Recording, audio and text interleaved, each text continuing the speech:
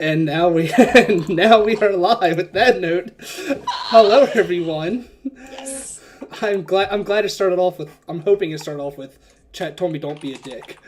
Hello people. This is episode numero uno of D&D playing Portney and Zaru. Not playing Portney. That's the name of chat. They're playing Tomb of Annihilation. First episode is called Portney and Zaru because that's what they're going to start their game off at. I have a lot of people that I've never played D&D with. I also have I have one major returning one that knows how I run things, and one brand new person. Like, he's never played D&D before.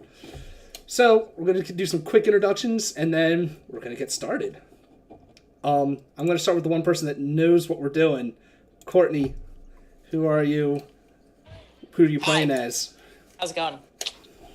So I'm Courtney Elias. You can find me here on Twitch at Courtney Elias. You can also find me on Twitter, Courtney Elias, with a U.S. instead of an ass, because I try not to be an ass in such a public place.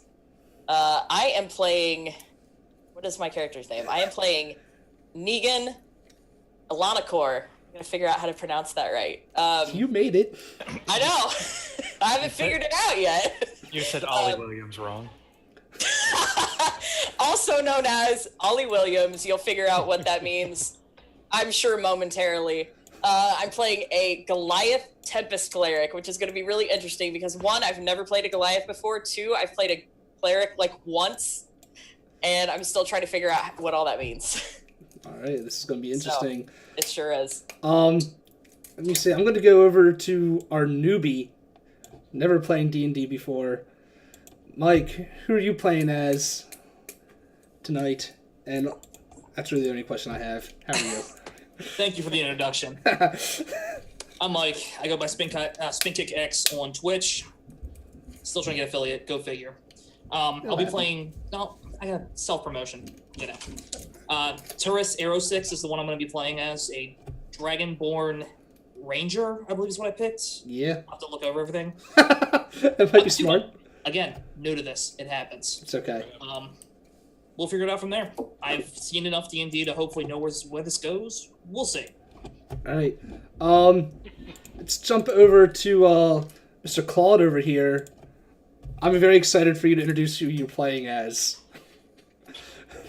Please. I'm very scared to introduce who I'm playing as. Let me introduce myself. I'm Claude.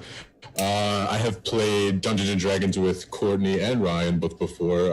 Actually, the last time I played Dungeons & Dragons was about a year and a half ago with Ryan, with a very interesting character. Backstory, it'll come up at some point. I am playing a Kenku wizard, and I'm a little bit nervous about playing a Kenku. I've never actually watched one be played. I don't know what the role play is supposed to be, but the racial trait is mimicry, which means I speak through sounds that I've heard. I don't actually use my own voice, I guess. I know. To me, in my mind, it sounds like a parrot almost. So we'll figure it out as it goes along. Yeah, I hope you guys don't mind. We're gonna kind of like workshop this as we go. I have a couple ideas, and we'll see which one we like the best. The rulebook itself warns that like Henku role players can be annoying, so if I feel that niche for you guys, you're welcome. Awesome. Oh, it's gonna be so much fun. Yeah, next we're going to move over to the one person that doesn't have a camera. As you can see, there's a nice little picture of a tiefling there. Hi. Nate, who are you playing as this wonderful campaign? I'm Zaris. I go by one name. I'm the bard that likes to sleep with everything. And you'll see why. Alrighty then. And last but not least, coming from most of us playing that are closer to the East Coast, are one West Coast player. Adriana, who are you playing as this wonderful campaign? I am Tolka. I am a half-orc ranger. She's not very smart. I gotta think how that's going to work with. Don't rangers get their spell slots based off of what their intelligence is? Like how many spells they know? I don't remember off the top of my head. So I want to say no. I don't Is know. it intelligence or wisdom? I don't know. Some of the classes they get more spells choices from wisdom. Some get from intelligence. Yeah. I don't know which one that is, but that's going to be interesting either way. Shit. Rangers. Both of our rangers actually have a negative in intelligence. I think This is it's gonna be wisdom, great. actually. It is wisdom. Yeah. Nice. Good All right, call. We can be dumb as bricks and be okay. All right, cool. So let's get started. Right, we're gonna jump right into this, with 4 of our 5 players in a room together. Sorry there, Tolka, you're gonna be out of this for like the first couple minutes because they're not actually in Schult yet. They'll get there very shortly. So, for the past several days, the talks on the streets and taverns has all been about this so-called death curse, a wasting disease afflicting anyone who's ever been raised from the dead. Victims grow thinner and weaker each day, slowly but steadily sliding towards the death that they once denied. When they finally succumb, they cannot be raised, and neither can anyone else. So no one's being raised, regardless of whether they've received that miracle in the past. Temples and scholars of divine magic are at a loss to explain a curse that has affected the entire region and possibly the entire world. So where we're jumping in is our 4 players that are in the room together. They've seen like the call for, hey, we're looking for someone to go through an expedition to a jungle peninsula known as Chult. It's filled with dangers. It's uncharted. Like outside of maybe like a 10-mile span outside of the only city within Chult, no one really travels further out because it's teeming with undead, dinosaurs, goblins, lions, and bears. Oh my! There's even been talks of a dragon being within Chult. No people have spotted it, but they don't know where it's actually makes its home. But there have been word of it. But you guys have answered the call because someone by the name of Sindra Sylvain thinks that she knows where the cause of this so-called curse resides in somewhere within the uncharted areas of Chult. And she was looking for people to, explore and find and hopefully put a stop to this curse. So let me read that wonderful little thing. It says, you've all been invited to the home of Sindra Sylvain, a retired adventurer and merchant. A uniformed attendant leads you up to a grand staircase to the 3rd floor, then ushers you into a wood-paneled room with a fireplace, comfortable chairs, and a heavy table bearing goblets and bottles of wine. The darkly paneled walls are hung with maps and sea charts. Racks and shelves and cabinets hold hundreds more rolled-up maps and charts. A person is seating in an overstuffed chair near the fire. You can't discern a gender, but because only the person's head emerges under these heavy blankets, draped over the chair. She's also wearing like this big hood, silver mask, and what parts of the skin is, or like the arms that like aren't covered in the blanket, are just wrapped up in bandages and like just tight cloths. Even the person's dry, raspy voice provides no clue to their who they are really. Points you down to the table, to the seats, the 4 of you that are there, and says, "Please, help yourselves to some wine. I hope that you find my hospitality most welcoming." And yeah, she points to the table and about 4 or 5 chairs with the wine. Negan is immediately gonna walk over and grab and grab a, what do you call those? A mug? Yeah, mug, goblet, whatever. Grab a mug, sit down, bottoms up, and just drink. That didn't take long.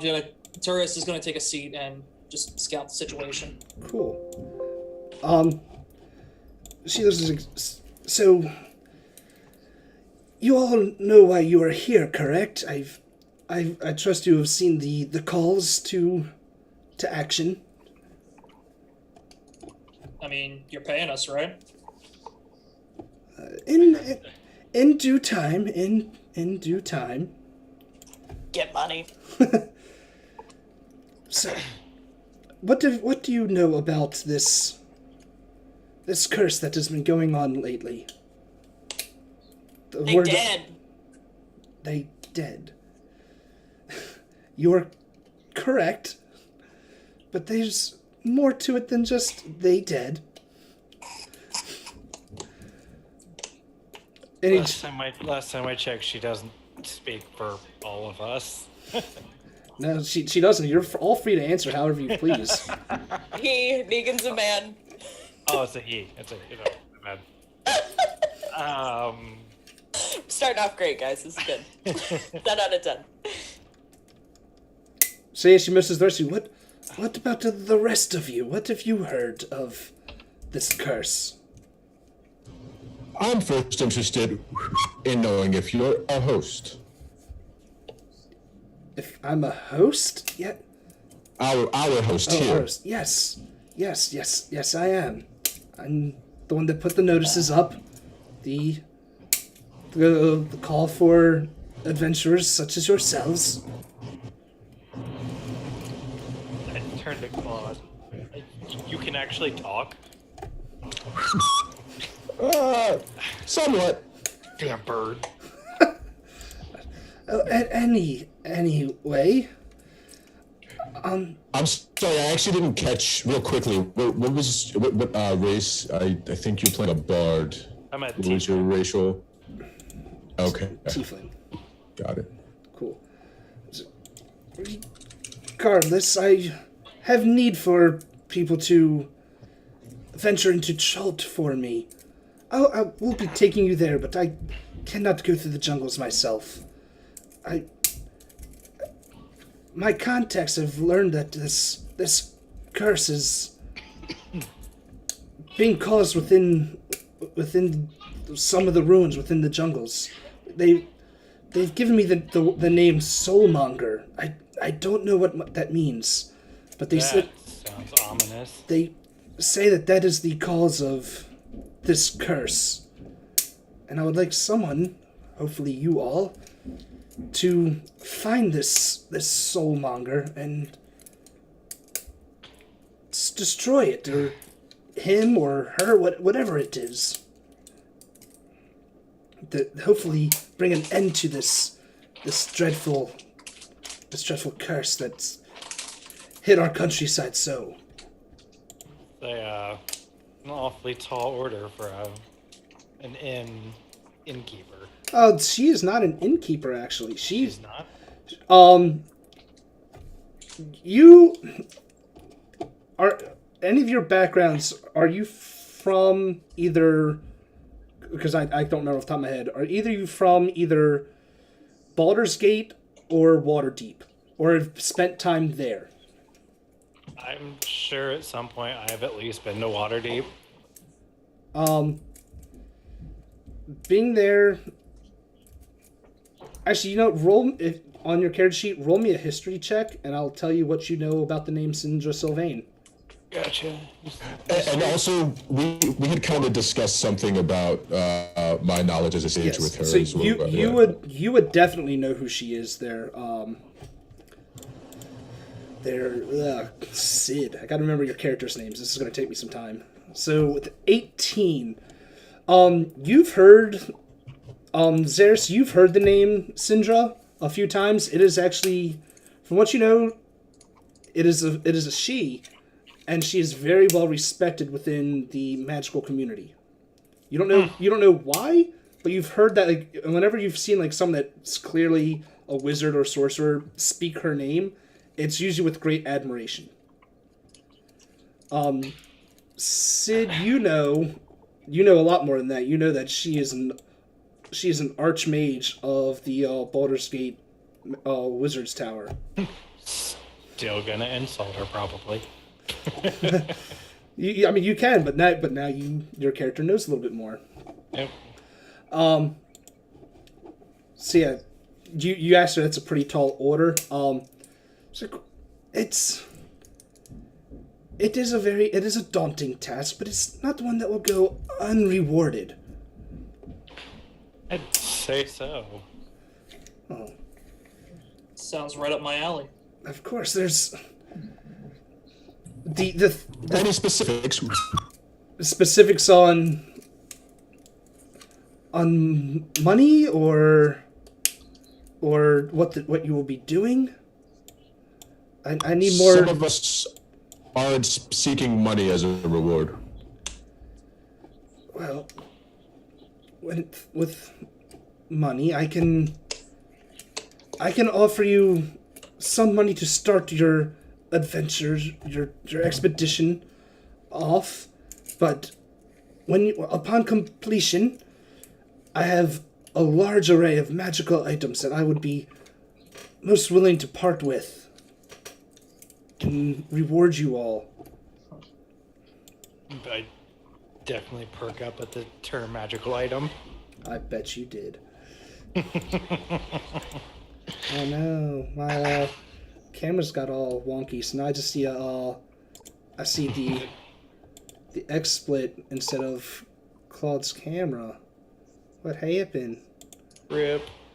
I know. I'll have to fix that up while we're playing. So, but yes, she does offer you all money to supply yourselves with upon reaching where you guys need to reach.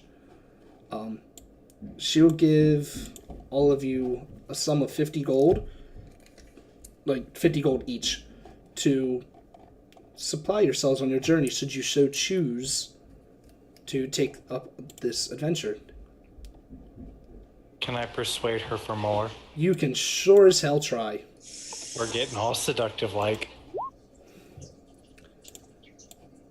15. Well, let me see if I have a character sheet for Syndra, and I will roll against you. See what happens. Oh wow, I rolled double on that once. Jesus Christ. Wow. Well done. We are nailing this. Awesome. Holy cow. I suppose I could give a little bit more, not too much. I don't want you just to take my money and leave now. There'd be no respect in that. There'd be no honor in that. Not everyone works off of honor, my friend. That's their Hey. problem. I didn't say money. And what would it be that you would want? I said item. Item? Oh, well, If I'm going into the jungle where, bad things can happen, I want to be able to do bad things to those bad things. that's usually a fair assumption, but things don't always work that way, now do they? She tells you. I mean, I wouldn't turn down gold to go buy said item. Yeah, she'll offer you an extra. She'll offer you an extra 15 gold off the start, so you will take get that. 65. But anyway, I have to start. Totally worth it. I bet it is. This is fun because I don't know how I'm going to be able to change the cameras without fucking up everything. Cool. So she offers that, yes. I reach across the table and slide But it into my pockets. She looks at you and says, if you're all willing, it's a lot quicker for us to teleport there than it is to take boat. If we take by boat, we will be gone. We will be traveling for many weeks. You can take all of us at once. Do not underestimate my powers, young man. No. More But blown yes, away than anything. I can. Before we depart, do any of you have any questions for me? Yes. Speaking of your powers, and the money is appreciated as a means of helping us achieve your means, but I also see something in the long run, a condition, and that would be a recommendation to the Blackstaff Tower. Ooh, Yes. If you perform, if you are able to stop this curse, I will be more than happy to recommend you to the towers, so you can get training from the Blackstaffs themselves. That is more than within my power. Well, All aboard. I don't have any more questions. Negan, you got any questions? More drink. More drink. Okay. I like your line of questioning. Cool. Well, hold out my mug. I mean, the bottle's there. Just pour yourself some more. In that case, I will proceed to pour myself another mug of ale. You Wine, do so. Whatever the hell we're drinking, I don't even know. All right, that's fair. You can do so. I'm not going to stop you. Cool. So now that I've finally resized these cameras on this, we're just going to transport you over to the other map now. Woo! And we're going to keep you there, at least on the stream. You're going to just be there. Hope it shows up. Anyway, so with that, she leads you all into a little sub room within her manor, and in there you see this intricate runes and spell work on the floor. She ushers you all and says, please, all of you, I need you all to stand within this circle. It will get us to Nianzaru much quicker than simple travels. And she ushers you in. Once everyone's in that circle, she stands in there with you, pulls out like this little, like, I can't say little, but pulls out this dagger and starts like doing some like spell work in the air. You see like the runes and the magic words like showing up in the air as she carves it. And then she takes those like runes that have appeared in the air, forces them down into the circle, and immediately this blast of like light surrounds the entire circle, surrounds all of you within it. And next thing you know, you appear in this blazing hot sun. The smell of ocean hits your nostrils, and it's this familiar sounds of a harbor. Like you get creaking ropes, slapping waves, barrels like rolling across cobblestones, and then you hear a bunch of voices just mingling in, shouting, cursing in language that is unfamiliar with most of you, probably all of you actually, but it's filled with clicks, inhalations, and sing-songery words that make it sound almost musical. The aroma is unfamiliar spices and tropical fruits mixed with the wharfside smells of fish, tar, and canvas. Beyond that, Port Nianzaru is an explosion of color. Buildings are painted in bright shades of blue, green, orange, salmon pink. If it's a color, there's a house that's painted in. The walls are adorned with murals portraying giant reptiles and mythical heroes. Every building sports baskets and clay urns of colorful flowers, or is draped in leafy, flowery vines. Minstrels in bright clothing adorned with feathers and shells perform on street corners. Multicolored pennants and sun awnings flutter atop the city walls. And a crowd of children dressed in feathered hats and capes, like they just race past you as you're appearing, squealing in delighted horror as a street performer costumed as a big-toothed lizard just stomps around and roars behind them. The whole city just seems to be just a sea of movement and laughter. As everything fully comes into view, you see a man that's... you see two people actually, like stand there, look like they're waiting for you. Once I find the character name that you're meeting with, because I forgot his name already, because I'm a smart person. Wakanga, that's his name. I'm gonna show him to you. Say that again? Wakanga. Okay. Yeah, I know, very similar. I know what you're going with that. Just making sure. You see that man, as well as a half-orc, just supposed to stand there waiting for you. And that half-orc would obviously be our last player.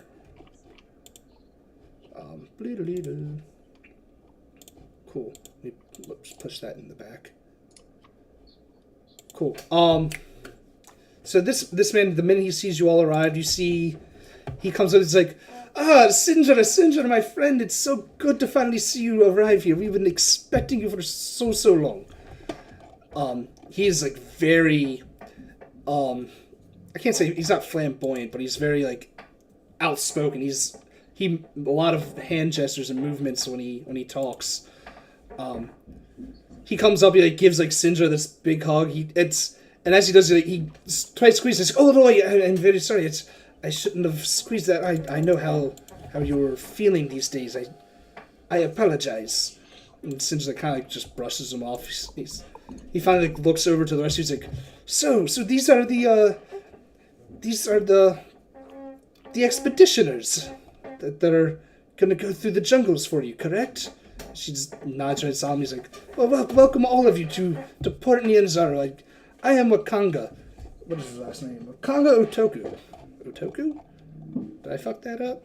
Otamu. Sorry, Wakanga Otamu. She's like, I am one of the merchant princes here within Schult. If you need anything, my doors are always open, and as long as your wallets are. And he looks, he's like slaps the half orc like on the shoulder. He's like, this is the last person that is, from what I've been told, is going to be traveling with you. Her name is Tolka. Who are you all? Who do I have the honor of meeting today? Hail Wakanga. My name is Turris Arrow 6. Taurus Arrow 6, got it. You big man, points at the Goliath. Who are you? So Negan actually like he's got a warhammer on his back as well as a shield, and so he takes both and slams the warhammer against the shield, and it makes this tremendous thundering boom. And he goes, "Storm Rider." Storm Rider. I like that name. That's very good. Storm Rider. I'm gonna call you Storm Rider from here on out. Okay, who else do we have here? Who else? Little one. I have not seen the last birds I have seen were the Aarakocra, and you are much smaller than Aarakocra. Pointing. Do you have birdseed? Birds? I'm sure we might have some in our shop, but many people here own birds, and you'll find some somewhere. But no, I do not have any on me. And last but not least, looks at the tiefling. I'm totally not paying attention to what he's saying at all, and I'm watching the other performers. That's. I just turn around like, absentmindedly. You talking to me? You were the last one in this group, yes? You traveled with these fine folk? I did. Yes. And who do I have the pleasure of speaking with, little devil man? Name's Zeris. Know where I can get a gig in this town? A gig? You seem very. All right.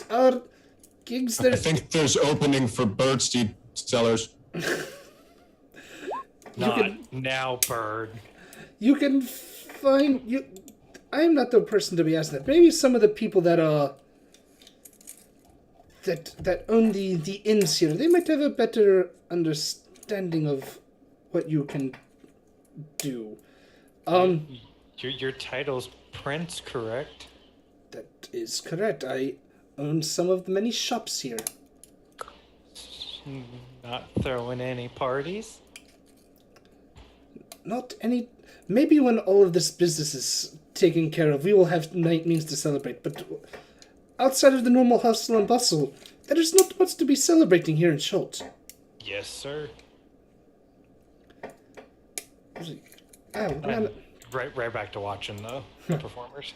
He looks at Singe. He's like, "Where did you find this group at?" She just kind of shrugs. She's like, "I put out the call. These are the ones who answered. We are very short on time. I can't be waiting around forever." Yes, I understand. I get it. It's sad, but they will have to do. He looks at us like, so, while you're all in town, I don't need a Congo's thing anymore. Woo! Open that up. What the hell? There we go. Syndra actually points you to some directions within town. She tells you that there are 2 main inns here in town. Once I pull my shit back up so I can tell you where they are. One is called the Thundering Lizard. If you're looking for just a raucous, loud time while you rest up here before you head out on your journey, that is always a good place to go. And the other place is called Kaya's House of Repose.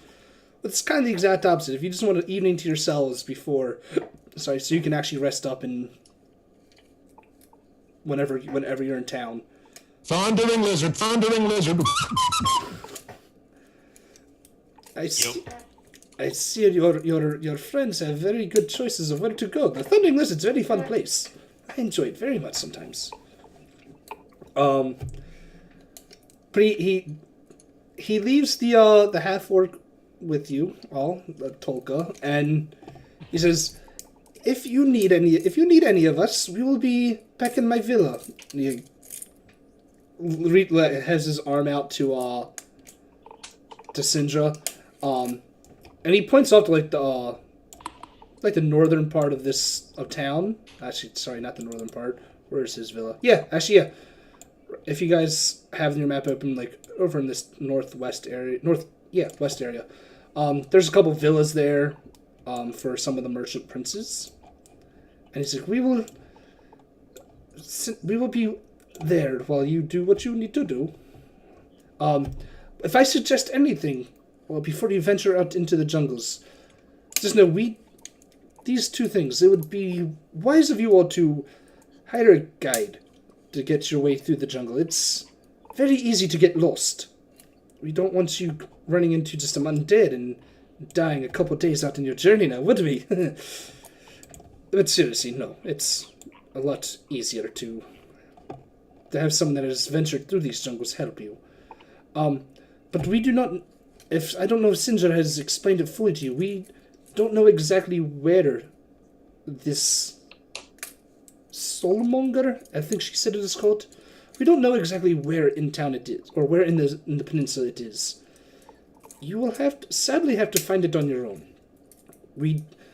And he gives you guys a map, which I'll put you on that map. Actually, you guys are on the player's Chalta map. I'm sorry. I thought I had you on Nianzaro. Cool. Well, I'll go to your map. And the map that you guys are on is what has been uncovered in Chult. That is the only landmarks that they know of. You guys are on the north end side where it says Port Nianzaro. Looking for Soulmonger. But he tells you, anything all of it. Obviously, the map that he gives you is not hexes, but he's all of this in the southern region. It's uncharted. We do not know much in those areas, but your best bet is somewhere probably down there. We will not be able to. Can I insight check him? Sure. What are you trying to discern from him? He's saying he doesn't really know too much of what's down there. I just kind of want to see if... Sure. Roll me that insight. 14. Actually, it seems like he's telling the truth. There's very few expeditions have made it too far south.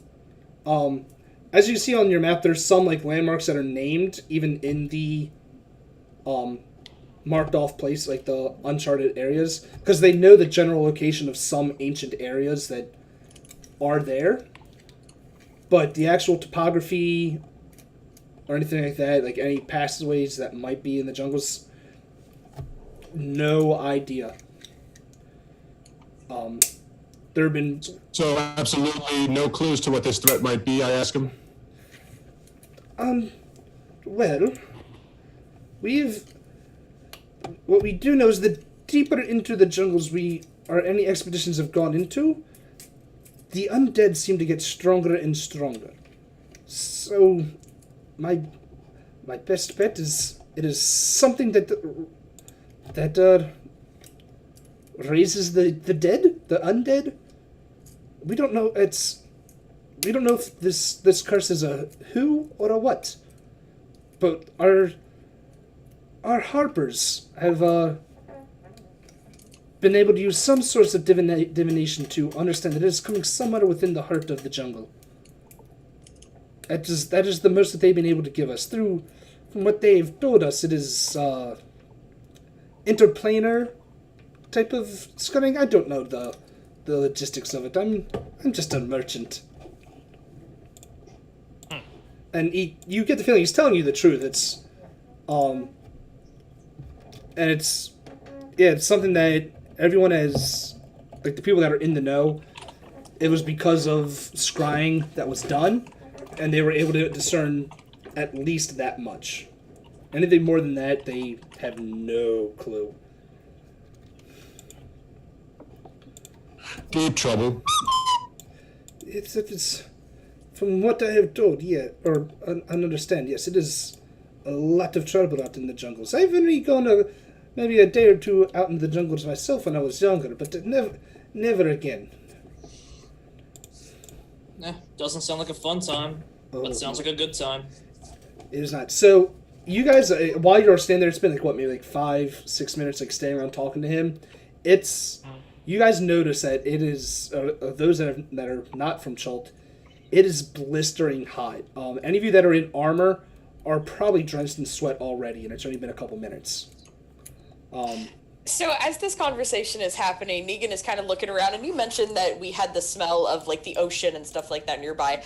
Are we close enough to a dock or somewhere that I can see that there's water?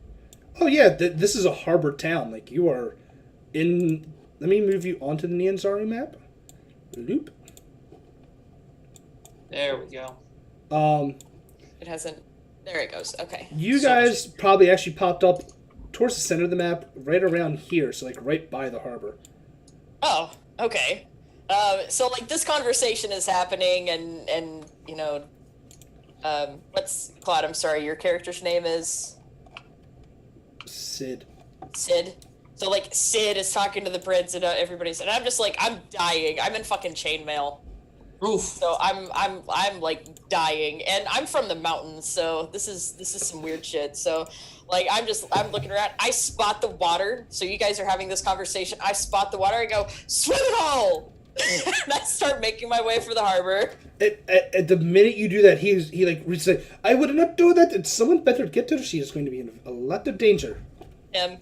Him. Sorry. Thank you.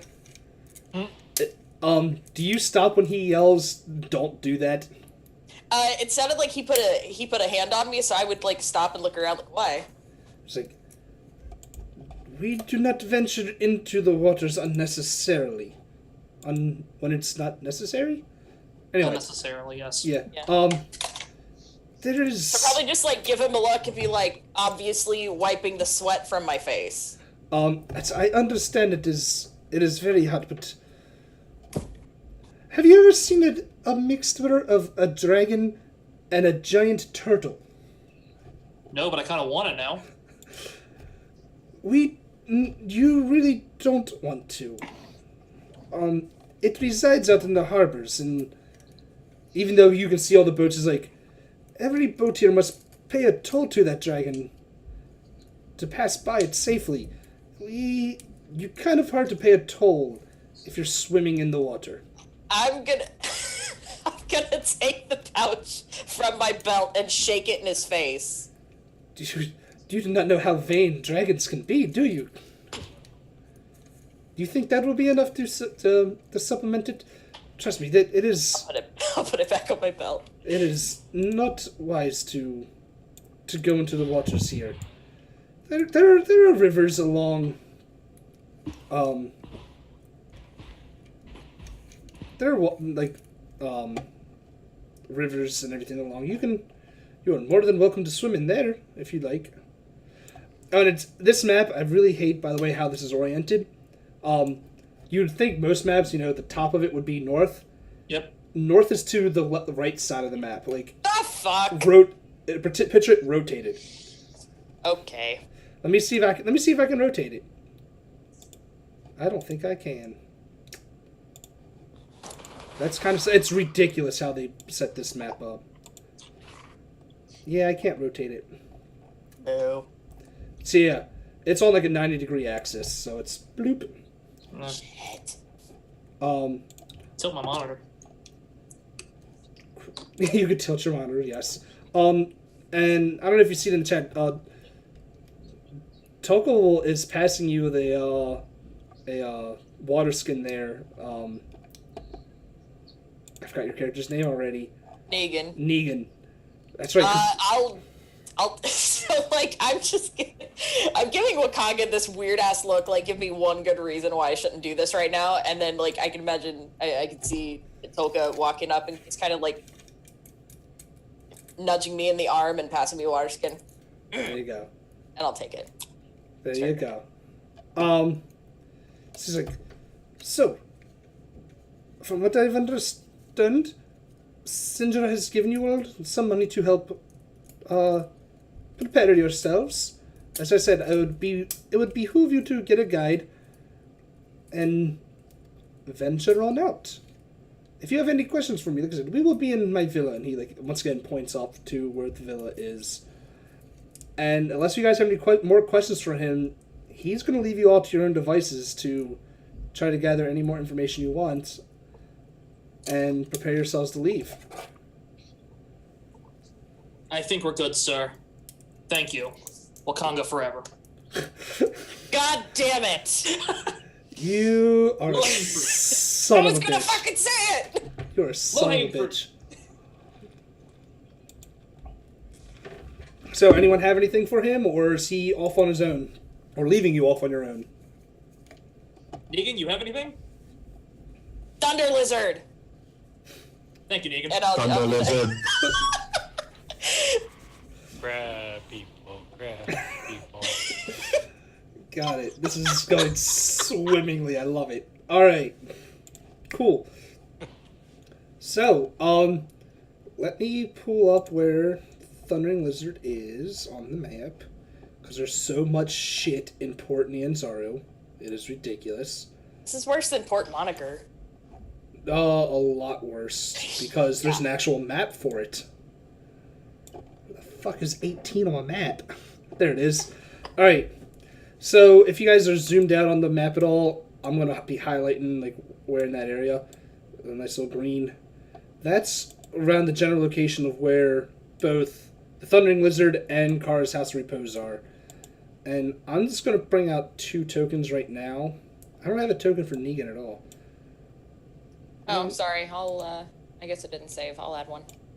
Cool. So I'm putting a token down, putting Taurus's down. Hey. I'm going to put Tolka's down. Why are they making them so small? There we go. Just so if you guys want to move around the map and say you're looking for something, I can move you there to like any part of town you want to go to. Actually, I'll drag all of you out. Why not? Except for Negan, because you don't have one. Boo. That is I'll a get you one, I'm drawn sorry. picture for Claude Steven, and I love it. I got to make a token for him, so it's not just the picture. Oh my god.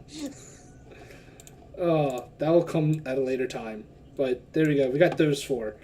So, are you guys heading straight to Kara's House of... Not Kara's House, the Thundering Lizard? Or are you guys wandering around first? Birdseed, birdseed.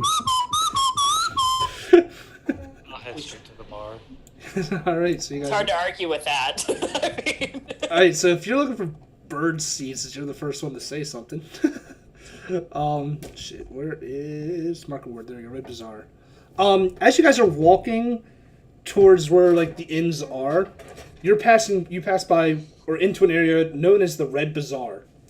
You see, stands up everywhere selling like, meats, vegetables, some light tropical clothing, insect repellent, rain catchers, any sort of goods you would find in like a normal marketplace. There are a few, I wouldn't say blacksmiths, because this is like I said, this is more of a bazaar area, but there are people that are selling, weapons and armor type goods. I'm pretty sure in one of those stands, if you look, you'll find someone selling animals and whatnot, and in there will be some bird seed. But yeah, you'll also find towards the end you see this. They're right across the street from each other, which is the greatest thing about it. You see one building that's got this bright red roof. The windows on the first floor, it's like a 3-story building. The windows on the first floor are boarded up, we'll say. And as you guys walk towards it, you actually see someone like come crashing out of one of the boarded up windows. And you hear someone's like, "And don't come back again!" And it's a very like, and you, as the boarded window is like busted through, you hear all like this loud music and a lot of yelling and random just mutiny type sounds going on inside there. But even through all that yelling, it sounds like everyone's having a great time. Like, no sarcasm. But then on the other side, you see the quite opposite. It's more of like a dark bluish building and roof. Everything looks a little bit more fanciful. No, I can't really say fancy as like, there's no like valet type thing, but it looks a lot more respectable. And then on each of the signs, on the one that was like all broken up, you see the name Thundering Lizard, and you see like this picture of like this giant iguana with electricity shooting out of it. And on the other one, you just see a picture of a nice comfy bed that says Kaya. Tolka, who are you poking? It says pokes the stranger. You're just poking the dude that was thrown out of the inn? Yeah. Okay. You're just kind of kicking it, I guess. Yeah, he's alive. He's clearly drunk. Sorry. And like as you like poke him and prod at him with your foot, he like kind of like, do you want some too? Oh, and he's like still on the ground doing this, like, "I'll beat you and your mother." It's clearly like not in his right head. Yeah. So that's the Thundering Lizard and Kaya's House of Repose. Like I said, there's shops around, so if anyone wants to go find something, they can. Just tell me what you wish to do. I want to check the pockets of that guy on the floor. Check the pockets. Roll me investigation. 7.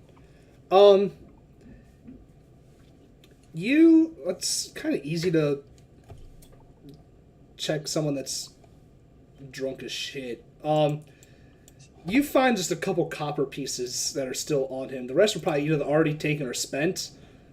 But you find like 4 or 5 copper pieces in his pockets. I will take his 5 copper pieces. I bet you will. So you guys going into this inn? Like, and what are your intentions of what you're doing?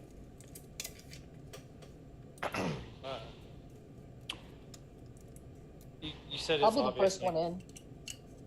You said it's pretty rowdy in here. Yeah, Is there music of any kind? I mean, there's music going on inside there, yes. I'll go try to kick the music off the stage and take the stage.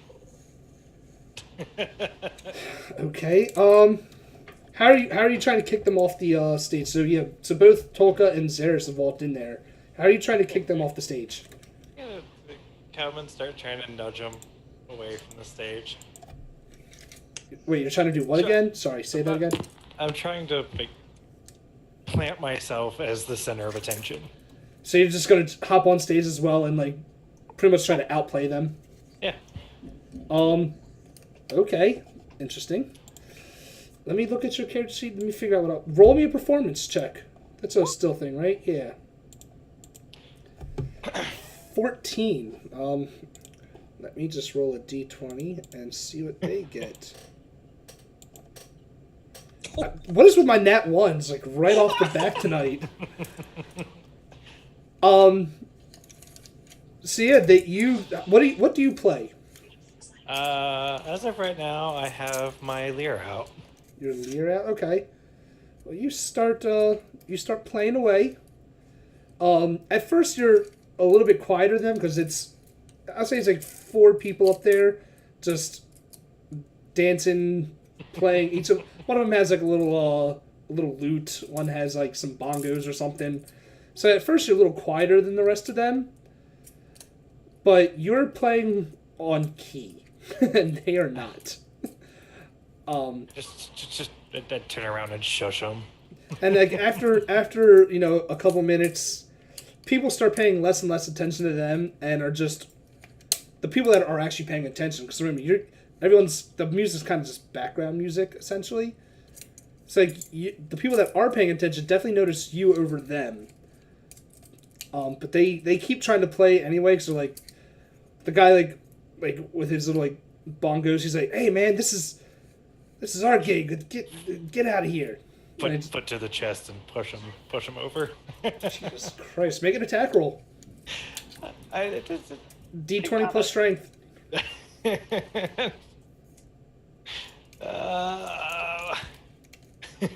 10. Just a light nudge. We're gonna start a bar fight in episode 1, guys. Get determined to play you a beat. So yeah, you push them. They do not take kindly to it. And Negan's walking in right now. Cool. You walk Turris is in. right behind. You walk into the. Oh, I can't. There you go. To the drummer trying to put a boot into Xeris, and Oh yeah, that. I even put them with a -2 because they're drunk patrons. Are we rolling initiative? Because I'm gonna storm right on up there and stop this. No, the drummer just pretty much just like or puts his foot out and just shoves, like just boots Xeris just right off the stage. Just Is he still holding his drum? I mean they're like I said they're bongos, so they're kind of just like resting on the stage. Okay. But he just like he doesn't like kick like he's not like So the same thing I did to him. Yeah, he's just but pushing a little him more off. forceful. So what Negan is gonna do is gonna walk up. What is this guy that just kicked Xeris? What's his race? How big is he? I'd say he's a human, probably average size, maybe like 5'9". Okay. I'm walking up. I'm gonna grab him by the back of his shirt and pick him up. What are you doing? Point at Xeris. Drop the beat! I'm not gonna put him down. Wait, you're telling him to drop the beat? Like That's just what he said. I mean... And I'm like looking at him like, you better fucking stop. Oh my. Welcome to the Thunder Lizard. How tough are you?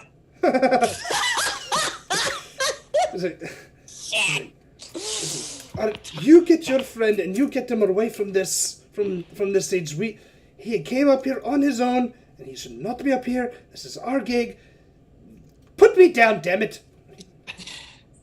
I'm gonna give him like one more hard ass glare, and I'm gonna set him down behind his bongos. I put a hand on Negan's shoulder. Hey, it's cool. I took the stage from him. I proved my point. Cool. Wow, I like this rowdy group already. Cool. So you got I'm gonna give Xeris a hard ass look too. Like, what the fuck? Not my fault. I'm better than they are. Alright, I gotta stop this little spam bot thing, or this night bot from doing shit. Spambot? Oh shit! No, he's got Nightbot, and it's being a jerk. It's, Nightbot yeah, does that. it's being a jerk if someone's typing in too quickly. No, it's caps lock limited Gotcha. as well. If they go over too many words with caps lock on, right out. Yeah. Oh, that's bullshit. I'll fix that up. It's a Sorry. Nightbot. Yeah, it's quick fix. Yep. Cool. So yeah, you crisis averted? Question mark. That's what I'm good for. I'd give up, put the lure away, and go to the bar. Gone to the bar.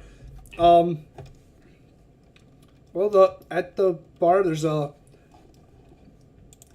not a great looking bartender. Just pouring.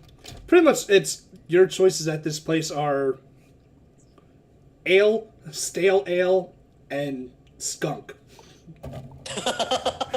Wait. I'm thinking. So you say skunk. I'm thinking what we discussed from the last game. Yes. Okay. All the backwash and nastiness. Yeah. Okay. Yeah, like the cheapest ale they have there, it's probably just a copper. But it's like all like the leftover beer every night is just dumped right back into like this giant barrel. Like anything else like in the Have to mugs. step up from piss. Yeah. So So nasty. So they serve Corona. yes, they serve Corona. And she tells you that the normal ale is say 8 copper. I'll take a normal ale. All right. Mark off 8 copper. You bought an ale. Congratulations.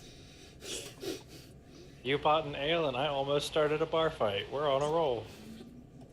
The bartender does look at you I like hold up 5 fingers. 5 fingers. So you're buying 5 ales. And then I show her my 5 copper. You're okay. If you're showing her just 5 copper, she's going to take all of those ales back. Never mind. I'm gonna shake my head and I'm gonna put down a gold piece, and I'm gonna point at the table that we're all heading to. Oh, thank you. She like does the whole bites to make sure it's real. It's like into her shirt, like, ooh, thank you. And all right, I as did you definitely guys put my 5 copper away.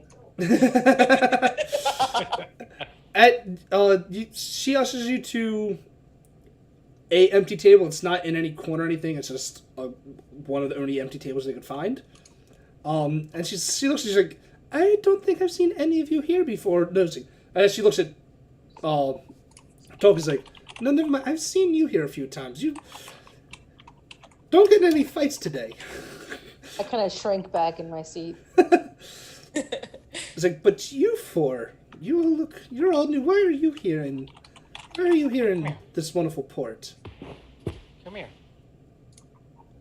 It would be them 3 because Sid is still walking around the streets looking for this seat. Okay. Oh, if you find the seed, we can jump to that real quick if you want. It'll probably be a lot quicker. Okay. If walking around the streets, after I would say maybe like after everyone else goes into the bar, I'd say maybe another like 5-10 minutes. You find this concession stand like with a couple caged birds, some you see a small little like it's essentially a small little what is that dinosaur called? Whatever the velociraptors in Jurassic Park actually are. Diplosaurus? Yes, whatever that is. It's a little baby one of them. You see a couple of those. She has a couple of them on in cages. And there's a couple other exotic animals that you may or may not have seen before. I'll be right back.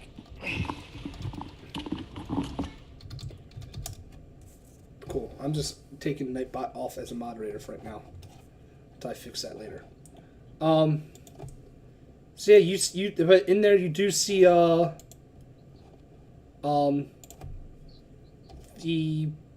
some bird seeds and other animal feed if you would like. Okay. As I when I first approach, I'm gonna just kind of walk up and sort of examine the cages and just listen a little bit and try to mimic the sounds. All right. Yeah, you hear a lot of different types of squawks and cries from the birds. Little dinosaur babies. I don't know how to mimic or make the sound of one of them right now, but you do hear a couple like little like yelps and cries out from little baby dinosaurs. Okay. If you spend a couple minutes to just listen to them, you can make out basic mimicries of them if you wish. Yeah, that's... See, you're already a bird, so you know how to do a lot of different bird sounds. Maybe these ones, like, the chirp's a little bit different from what you are more accustomed to. But I think those dinosaur ones will be the ones that will probably be what you'll be learning more from. Right. But yeah, spend a couple minutes learning that. You start to, like, pick up those random noises and cries. Cool. At that point, after having done that for, having spent that time, I don't know if you want me to roll anything. I'm gonna approach the merchant herself. It's a she, right? Yes. And roll me intelligence to see how much you pick up. Okay, absolutely.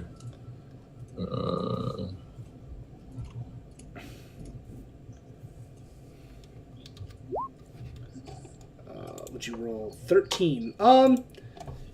Yeah, you pick up you don't pick up all the nuances of, because once it is a baby essentially that's making the noises, but you do pick up some of the different tones from the dinosaur cries.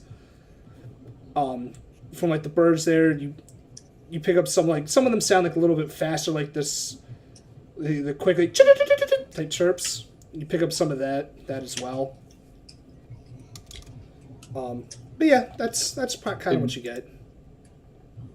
Is there any like maybe like very basic understanding of like what these like they're like if they're just hungry or if they're like if they're like I think they're more just agitated because they're stuck in cages. Okay, fair enough. They don't sound like they're being treated poorly. It's just that I'm in a cage. Right. That's really what you're getting from that. I'm back. Sorry, my outer fat kid showing. It's all right. You're not on a camera anyway. So yeah, the woman behind the counter, she's kind of, I think she'll probably like see you like staring at the birds and the dinosaurs in her little cages. It's like, oh, don't worry, I'm not going to put you in one of these cages. These were, I already saw ones that my birds have hatched to themselves. In my like most regal kind of tone that I can muster, that maybe I have in my memory banks, it's just kind of, so a breeder. That is correct. These, I help raise them from birth until they're old enough to be given other homes. Oh, so okay. I was a bit worried about the humanitarian aspects. No, you don't have to worry there. They're all treated nicely. Okay. Which would you say is your funnest? My funnest? Yes. And she like goes through like at all of her like cages, and she finally like settles on one that is probably like it has multiple colors. Like its feathers are vibrant, like reds, blues, and greens. Like it is a rainbow of feathers, essentially. And she like looks at this like, this one is one of my more friendlier and outgoing ones. It's also one of the most pretty ones. Though if you just want fun, and she goes to like one behind it that, for most fun, it doesn't. The one that she probably puts out looks like it was probably like the runt of the.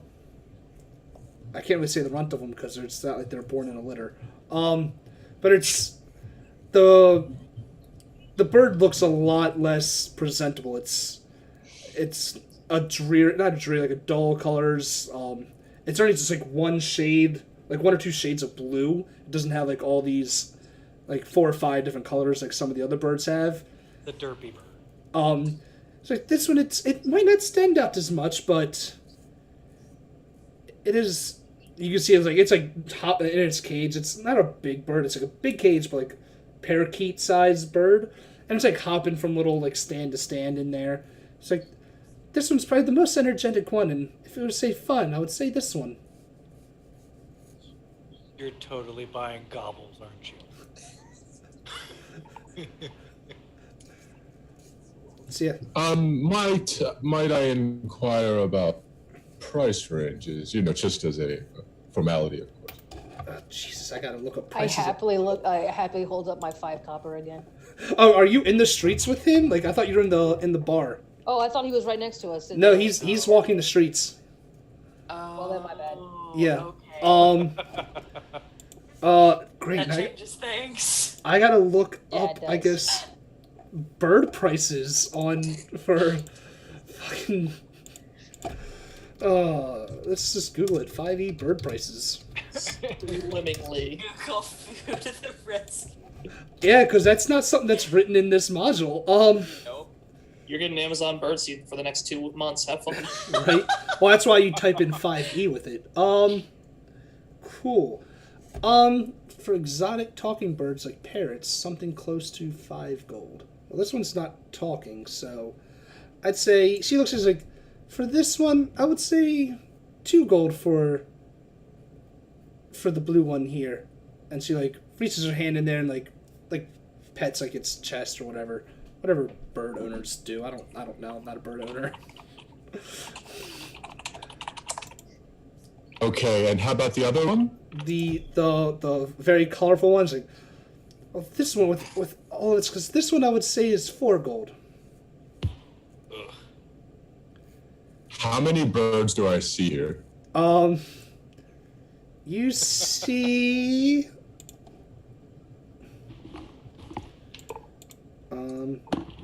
let's find out. Let me do a roll.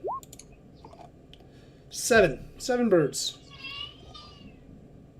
Oh, sorry, I didn't add the 4 to it. So 11 birds. You see 11 birds in their cages. 11 birds. 11 birds. 11 birds, and we'll say 4 of the dinosaurs. 11 birds and 4 dinosaurs. That is correct.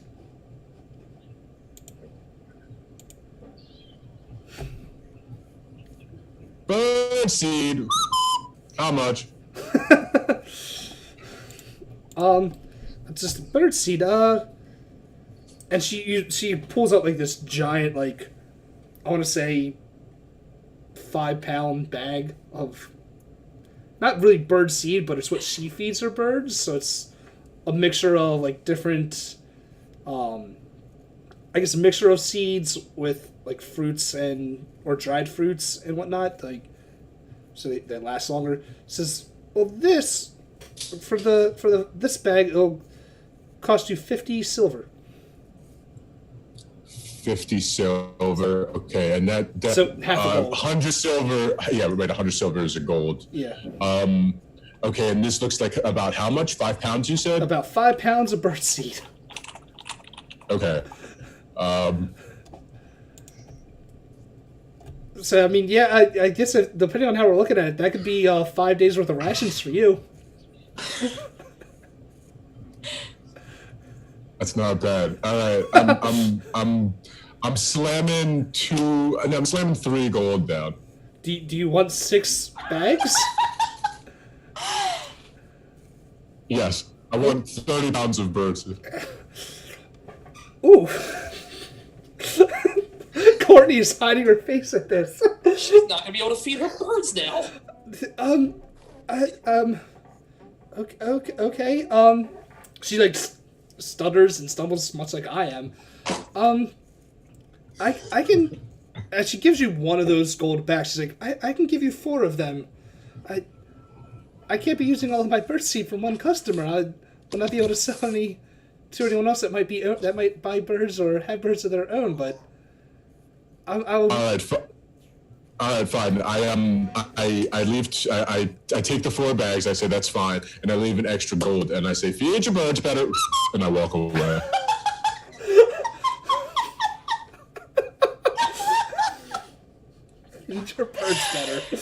Oh, fucking nailed it. How big is your character? Like, He's first of all, I'm really not carrying much at all on me, so he's, I believe, classified as medium. yeah, I know he's a medium, but like, is he like halfling size or human size? Is what I'm getting at. I believe he's a bit more than halfling, if I recall. He's a little bit like bulkier, the way I've designed him, than like most of his race. Here we go. I think he'd be able to carry 30 pounds. Average height 5 feet. Average weight 75 pounds. Cool. That's kind of what I needed to know, just for like me mentally for Kenku. Cool. So about 5 feet, about 100 pounds soaking wet, essentially. Got it. Like holding his bags like this. Yeah. So yeah, I can't wait for him to walk into the bar. yeah, you now have 20 pounds of bird seed. You know what? This is a first for me. 20. That's. I'm stunned. Cool. So, flashback to the others inside the bar. I'm assuming you're making your way back towards where everyone else is, correct? After that? Yes, at this point, yes. Cool. Alright. Cool. So then, yeah, we will jump back over to the people in the bar. You're all at a table. The bartender, bar waitress, whatever you want to call her, she's bringing you guys out your first round of ale. And she did. And we'll go back to what she was asking before I switched over. Like, she asks you all, like, you're all newcomers. Why do you bring what brings you to the port? Money. Job for money. Money is. Are you merchants, sailors? What are? Just the appropriate term would be adventurers. Adventures. There's. Job came up. We answered the call. I can't imagine what type of job would have came up that would bring you here to Chult, but. I don't have any superpowers. I just answered the ad. Yes, you did. I can give you a long answer. Negan, what's the short answer? Dead things, and I'm gonna hold out my mug because I've drained it, and I want another one. Oh, there are many dead things here. As she grabs the mug from you. I take it you're all going out into the jungles, then, correct? Hot. Yes. Cool. Well, she points over at towards the entrance of the inn and bar is essentially, if you were in an RPG, it's the town message board. Like, here, pick up your side quests here. But on there, she's like, there's if you're looking for help in the jungles, there's usually some ads up there for some of our guides, if you want. I'll go refill your ale. And she like gives you another look because like you already had it for like maybe 20 seconds. She's like, I'll go get you another one. Like kind of like walks away. I turn around and look at the board. I just nod my head. All right, so we got one that talks in like 2 or 3 word sentences, one that doesn't talk in character that much at all, one that talks like a bird, and then 2 others. Got it. Just the 2 outland. The 2 normal talking, the ones that talk normally are the outliers. One of us has to be normal. Got it. I had to like mentally like put this to myself. Oh. Cool. I had to go through that one in my head. I'll stand up and go check out the board. Cool. Every Ollie needs a Tom Tucker. Yes. All right. It's gonna be great. Beautiful. Dibs on, Cool, this doesn't- dibs on being Trisha. This doesn't give you all the guides. Cool. Speaking of Trisha, where's she at? Ollie? She dead. Thanks, Ollie. Now, Alright. see here. I'm So- looking at the board. So I'm going. I know you're looking at the board. All of you be prepared. I know just one of you is looking at it, but be prepared for a lot of things to show up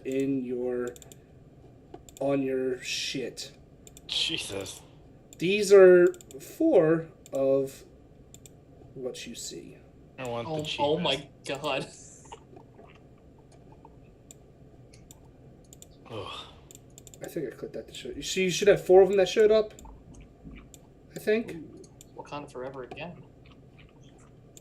But those are the 4 that you see.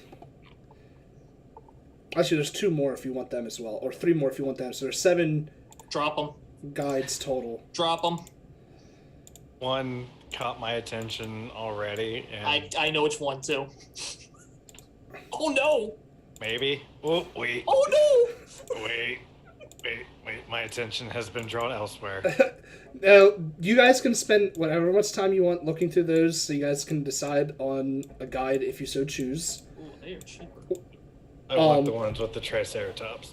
Some of them, they all have standard rates, but some of them will forego their rate if you do something for them. But while you guys are looking through that,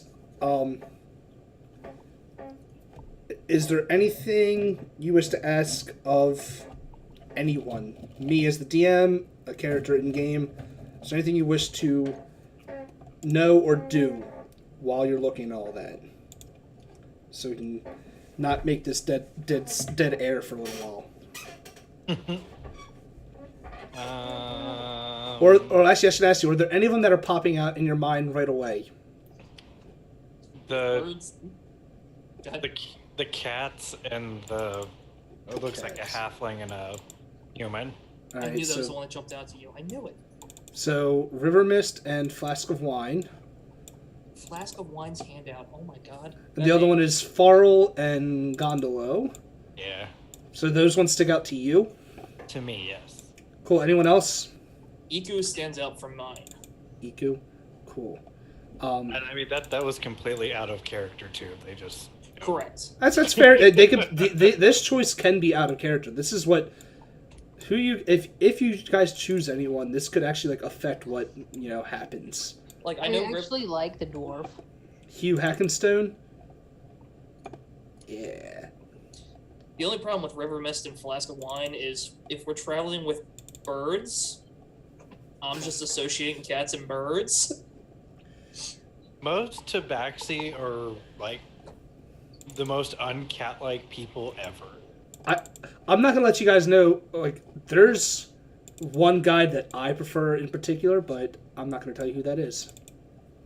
Alright, so it's not Iku. Gotcha. Take it as you. It could have been something you guys already said, but there's one that I prefer personally over everyone else. Now, I will say these are not all the guides because the game module on Roll20 doesn't give me all the guides, but I think there's like 4 more that you could choose from. But I would have to pull them up separately and somehow. Just reading Salida right now, she is just throwing every single one of them under the bus. Let me see. The ones that I know you guys do not have. So did you think I meant Hugh or Musharig? I thought you meant Hugh. Which one? No, I you meant the other one. The other one, the albino dwarf. Yes. Cool. All right. You let one of them live.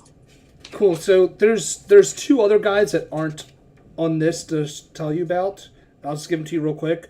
One is called Kuwasha, and he is a Cholton druid, and he travels with a veggie pygmy, which is pretty much a walking celery stick. That's the best way to explain him. He's a walking leak. Oh my god. Yeah, that's. There's a leak in the boat. He travels with a veggie pygmy named Kapule. No. And then there's another one named Shago, who is where's he at? That's why they don't show up in this one. The other 2 are not in Port Nianzar right now. They are in an area close by, but the other one is named. His name is Shago, and he is a Cholton gladiator. So you got the ones that I gave you, plus 2 other ones that if you want them, you'll actually have to find them first. That gladiator sounds awesome. So does the druid. The druid does sound pretty good. I'm just going through the salt of freaking Solita right now. I'm like, okay, I just knocked out this one, knocked out that one, don't want this one. Yeah. Yeah, it's. This racist. I'll give Musha you. Reap is an albino dwarf, and they are not to be trusted? Come on. So. Cool. Let me look up all these things. That's right. Okay. To the DM, is there a way for us to physically meet them before we... Yes, you can. You can meet with them before deciding on one. These are just like the little calling cards. Like, hey, if you want, this is what I offer. And here's, if you want to meet. They all say like something like, if you want to meet, let the innkeep know. They'll be able to get in touch with them. I'd pull the druid's tag down or whatever and take it back to the party or whoever's not there with me. Druid. Set it on. I think I have to find the druid. Here, I'll show them to you. Hold on. Yeah, that one. There's the druid. Ooh. He is a celery stick. That's cute. What the hell? No! I'll give you guys a hint. Not a hint, but the game that I did last time with this module, they chose this group, Kawasha and Kapule.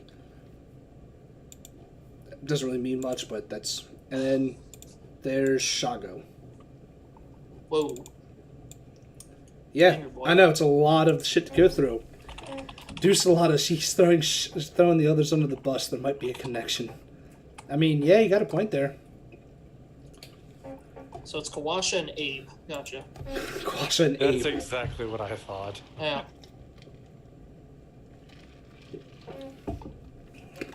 I know the first big decision of the game, guys. Who's your guide? If you're willing to help us destroy any undead we might encounter, which we're doing anyway. What? True, but like I said, you guys will have to. Shago and Kawasha, you'll have to go to them. All right, in character, I say we go check out the this Kawasha and Right. the celery stick. I put you guys back on the main map, but did I put you on the players map one? Yeah, players map Alt. Cool. The innkeep tells you that if you guys look on the map where I'm clicking on, it's called Fort Beluarin. Kawasha is chilling out there. Right now, and that is about a week and a half long journey to get to them. That just happens to be where he's, chilling at this moment. But you'll have to go to him.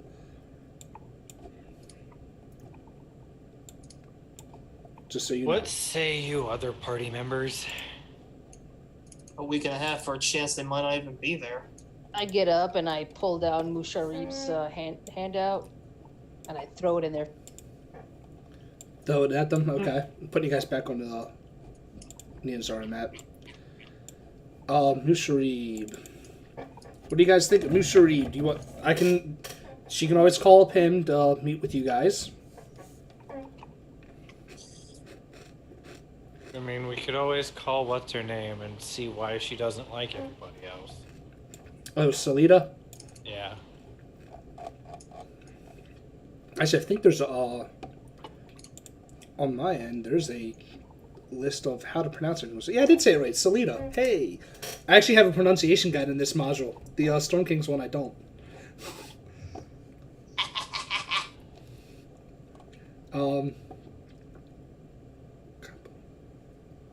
Wow, and I've been saying Kapule wrong. It's Kapalue. That's what I said, Abe. Abe.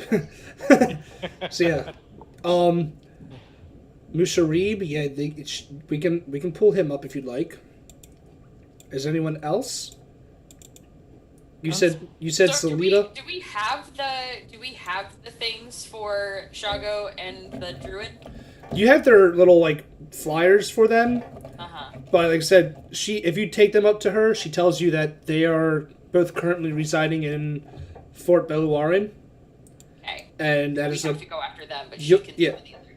She can call the others, but those two you would have to actually go to the fort to meet with them. I'm gonna pull up Shago's entry there. Gladiator. I'm gonna put it down. So you want? Yes, Negan, that would be good in a fight. But that doesn't mean shit about, leading us places. Wait, is this huge ass token you, Negan? Do what? Is this huge ass token I just resized you? Yep. Okay. Wanted to make sure. She big. She big. She big. I mean, That's a huge bitch. I'm sorry. Making waves. I don't see why we couldn't hire the gladiator as a bodyguard. That is a fair assessment. But you remember, you'll have to pay for 2 guides then. If you take a different guide. Yeah. I mean, guides are optional. They're just there, but they are a choice.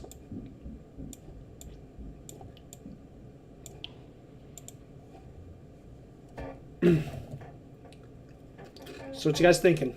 Some of you have been awfully quiet about this. I say let's pull up Salida and have a chat with her. I know Tolka asked. Oh, What better way to I know Tolka wanted to meet with Musharib as well. Yeah, Cool. I point back to it and I tap it several times and grunt. Okay.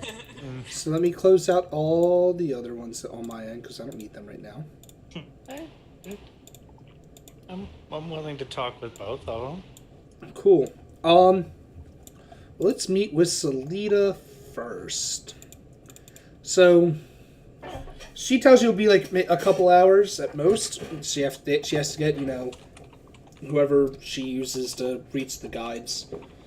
About an hour or 2 later, you do see this dark-skinned woman with the fiery-looking tattoos show up on her. She does eventually come up to you all, and she goes, "So you're the ones that I gotta think of a name for the innkeep. We'll call her Shara. Cool. So you're the ones that Shara's said are in need of a guide, correct? That is correct. Well, you look no further. You have found your perfect guide.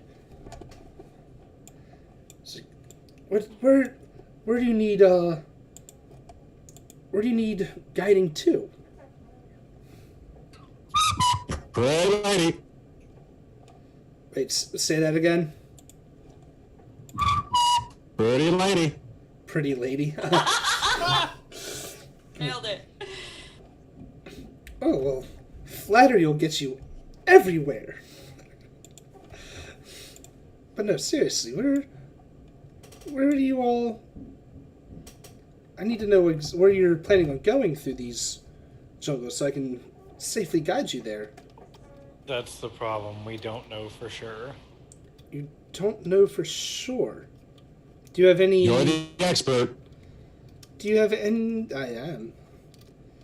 Do you have any ideas of where you would at least start to go? I'd relay the most bare minimum information that we've gotten about what we're trying to do. I see. Well, in that case, I would. If you're trying to find a cause to a curse, your best bet would be to go to Oralunga. There's rumors of a spirit there that can usually answer questions for people. I don't know the specifics of it, but that's if you don't know where you're going, that's a better place to start than anywhere else. I can get you there, not with little to no issue.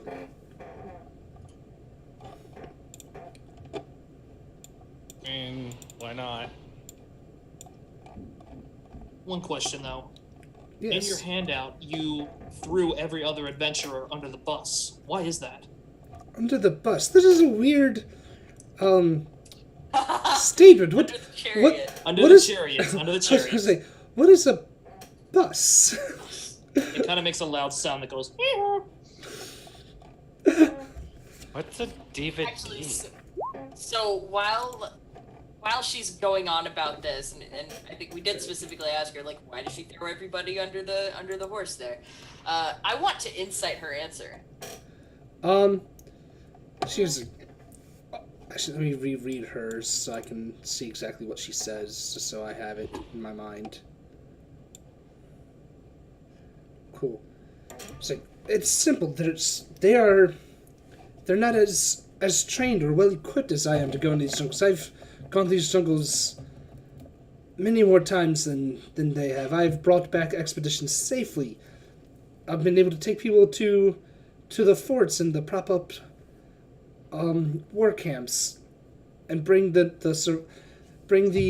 replacements back here to Nianzara with no issue. I don't do I'm not in league with any, or in debt to any of the merchant princes. I am your best bet. Your safest bet. The barmaid walks back up with my drink, and I'm distracted as fuck. Yeah, you with that nat one, this woman is the most trustworthy woman you have ever met. Like, she could sell you a house. I can't read it. I did you one better. Jesus fucking Christ. Yeah. I've seen double nat 20s, but I've never seen double nat 1s that were -1. I've never seen double zeros. That's impressive. Yeah. Wisdom was my dump stat. This is the problem with when everyone rolls the same thing. Eventually, someone's going to get a high score. I'm gonna like I Hero 6. With What's your first name? I can't remember. Taurus, Turris. I'm gonna elbow Turris and be like, she's good. she is good. with that 21 Tolka, you get the feeling she's definitely overselling or like underselling everyone else, but it sounds more like they're my competitors. I'm going to try to make them look bad. This is my job. What? It's like, I want people to come to me.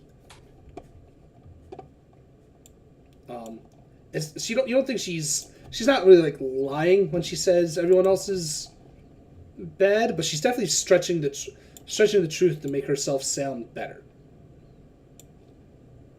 Would be what it is. She's overselling herself and underselling everyone else to be in the competitive market. Okay, I kind of just shrug my shoulders and hold up the handout that I've been playing with. Do you hold it out to Salita, or do you hold it out to everyone else? To everyone, including Salita. That one was Mushuri. Albino dwarf. I forgot what Mushuri is. There he is. I was like, I'm trying to find my paper for him. And why would you want that crummy old dwarf? He's the albino dwarves here have always been. I'm trying to think of the way I want to word it. They've never taken too kindly to strangers, or they've been known to lead people into traps and take what they want. Like, what makes this dwarf the special one? Why would he be trustworthy when the rest of his clans are not? I just put the handout back in my face. Because I like it, that's why. It's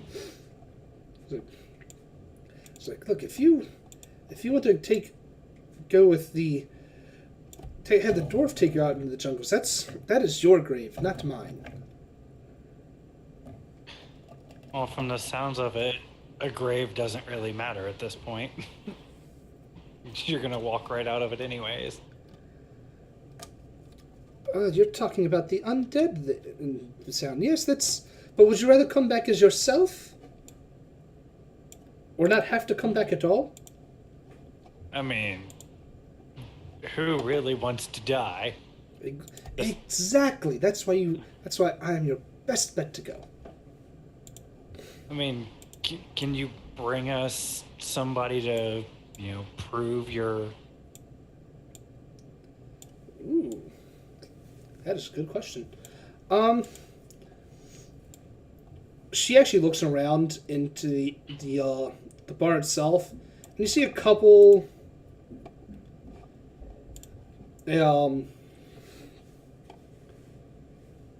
people that are like in soldiers' uniforms, like red capes. They're probably in leather armor just because it is so hot here in Chult. Just so you guys know, it's in Chult. The average temperature is it's as if you're like near the equator. The temperature's like steadily in the 90s, low hundreds, and even at night, the lowest you'll ever really get is like mid 70s. So it is always a humid, hot, nasty place. So you see like some of the soldiers like in armor. She points to us like, ask any one of them. They'll tell you that I've been able to get them to and from Camp Vengeance and Camp Righteous with no problem at all.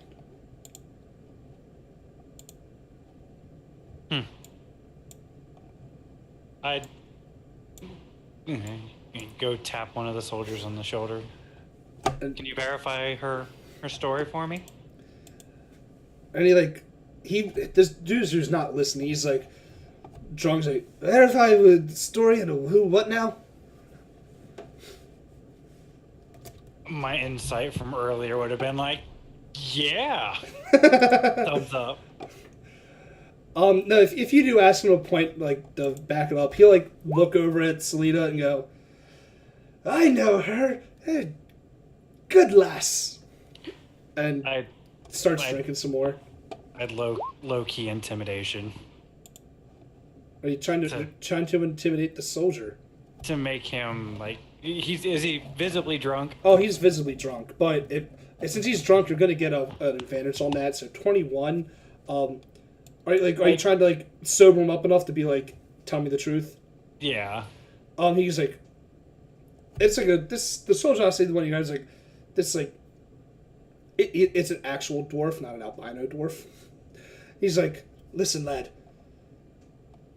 she's helped many of us get to where we need to, she's helped all of us travel the rivers. The jungles are not safe, and someone that knows their way through. She's done it. That's enough for me. Enjoy your drink. I'd slide a copper across the table to him. Thank you. I can get some more of that skunk. At this point, he's too drunk to care what it is. My God. I really need to get a second monitor up because whenever I go back to the Zoom, so I like bring it back to the foreground, I always see Courtney. And I want to see that as it happens. Listen, dude. You're right. No, that's a regular thing. It's gonna happen a lot. Yeah, Courtney's very Very animated yes. and emotional when I play D&D. Most time I play. So yeah, the soldier does back up Selita's claim. I would come back to the table. I walk over to the soldier. Why are you walking to the soldier? Soldier, Are you going to the same one? same one. Okay. Soldier, what happened at the fort? What fort? The fort that she led you to. Oh, righteous and okay. reading the chat, I see. It's like, listen. Dark things have happened out in those jungles. One of our camps were overrun. She took us.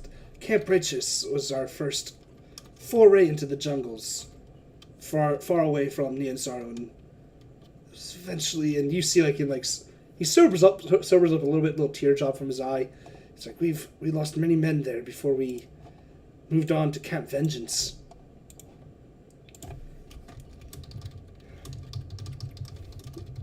Sounds like a horrible experience. I mean,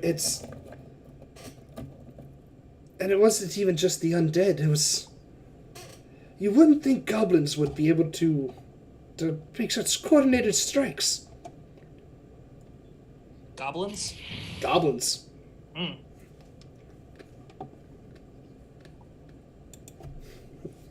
Yeah, there are goblins in the jungles. All right. Thank you for your time, soldier. And gave him another 8 copper. Jesus, you guys are very generous to this soldier. He's gonna drink all of his sorrows away. He's an E3. He needs the money.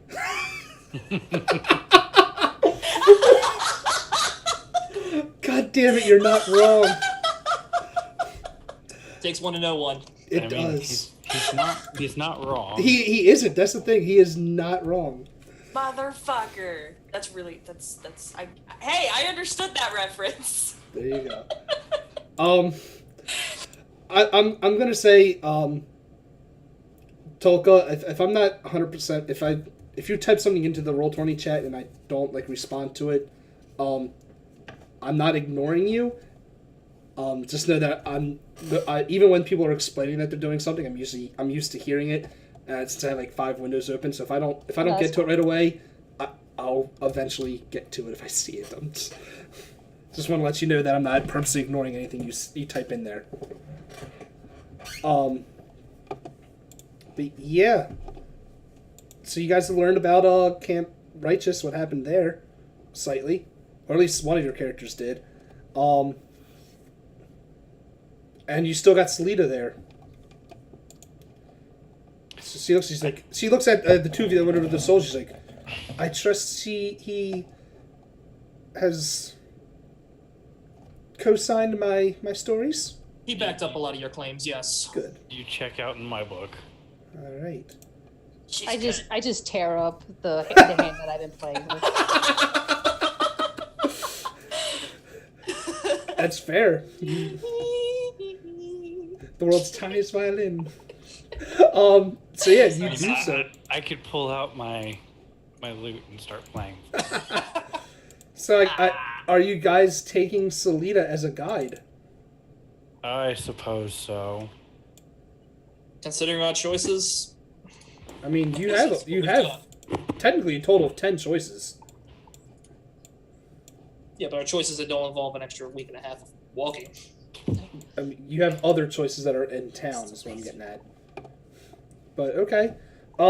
Just know, I don't speak for the group. you don't. Just know, and just like any of the guides here, it does cost 5 gold pieces a day. So, you're going to have to find a way to be able to pay her every day. It can be done of 2 ways. Either you guys can give her 5 gold each day, or I'll be keeping track of how many days it is anyway. You have to give her that payment in gold at the end of your journey. So it's up to you how you guys Can want I to do it. try to rob the bar real quick? You want to rob the bar. Yeah. Are you trying to rob the bar itself or some of the patrons within it? The bar itself. All right. Tell me how you're going to do that, and then I will tell you what to roll. So I am going to, while the barkeeper is going around refilling drinks, Mm-hmm. I'm just gonna sneak back there and take a bag of coins. All right. So roll me a stealth first, and then a sleight of hand. Well, your sleight of hand was great, but too bad your stealth. Before this all goes down, can Sid see if he notices this? Oh, with that 1 in Like- stealth, your passive perception is enough to see her walking off. Okay, I mage hand and just grab her by the back of her, like whatever. What are you wearing right now? I'm wearing like a pelt over my shoulders. Yeah, I'm gonna do like a mage hand and just try to like pull her back. I kind of want to do it kind of stealthily too, so that she doesn't see that it's coming from me. Just to pull her back from doing this. So I want you to roll me a sleight of hand. There, Okay. Sid. This is gonna be hilarious. It is. I'm waiting to see what happens. 10. Sleight of hand with advantage. I'm the. It's possible. I know, but I've never seen it rolled like that. That's awesome. Mage just hand say was roll. sleight of hand, or what? Oh. Or being rolled with advantage all the time. But no, with the 10. Tolka, what's your passive perception? 14. I pulled Yeah, it's 14. Sorry, I was like trying to cue my mic, but I forgot that I don't have push to talk. Yeah. 14. She will notice it's from you, but you do use the mage hand and like grab her shoulder as she's trying to get behind the bar. If you want to fight off him trying to pull you back, you'll have to roll me opposing strength checks. But other than that, if you just take it, he'll pull you back. 10. Jesus. I don't think you're going to beat that opposing strength, but you can try there. I know it's magic, but it's still technically using a strength to fight off. Oop. Yeah. So yeah, you not realizing you're not being stealthy at all. Like you feel it's being like this tug, and you just push forward and continue going behind the bar. And as around this time, the barkeep comes back, it's like, "What are you doing?" Sorry, barkeep. She's lost. Come back here now. She's from this city. She has been here many times. Why are you behind my bar? You should know better by now. Did I grab the coins or not? No, not with that stealth. No, you did not. Damn you did not it. get there in time. Come, So, like, come back. She I'll shoos just you. sulk back to the table. She shoos you. If I see you try to come back behind here again, you're never allowed back in here again. It's like, I sit hard down. I lean in close. You know the best way to do that's cause a distraction, right? So why aren't you playing a song? I like where this is going. Is my mage hand still active at this point? do you want it to be? Yes, I would like it to be. I would try to, as the bartender is yelling at Tolka, I would like to use the mage hand to go and pick up what she was trying to nab.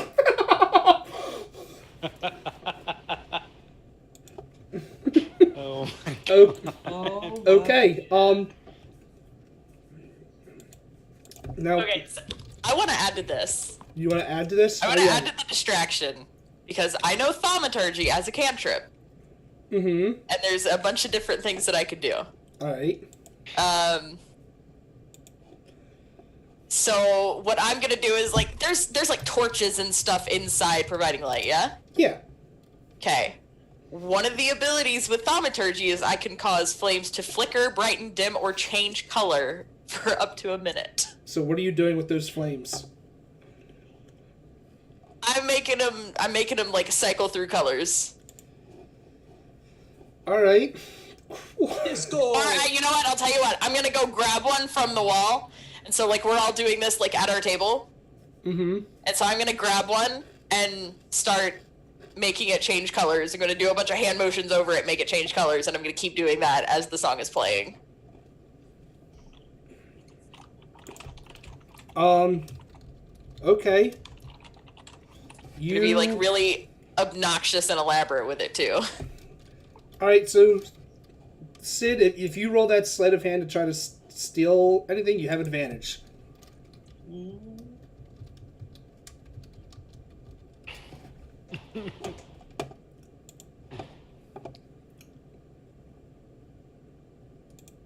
Are we stealing? Wait, I'm sorry. What am I rolling? I'm sorry. I'm sorry. The sleight of hand, just to see if Yeah, you right, can. Your right, mage right. hand can. Sleight of hand with advantage. Yeah, Oh, I get advantage. Neat, right? Yeah. you get advantage. Let's see. Come on. Hey. 18. You successfully mage hand a bag of coins from behind the counter. Nice. We will say it has. A full month's worth of. I'm going to roll to see what's in there. 11. Ah, shit. I wanted to do not a d20. Sorry.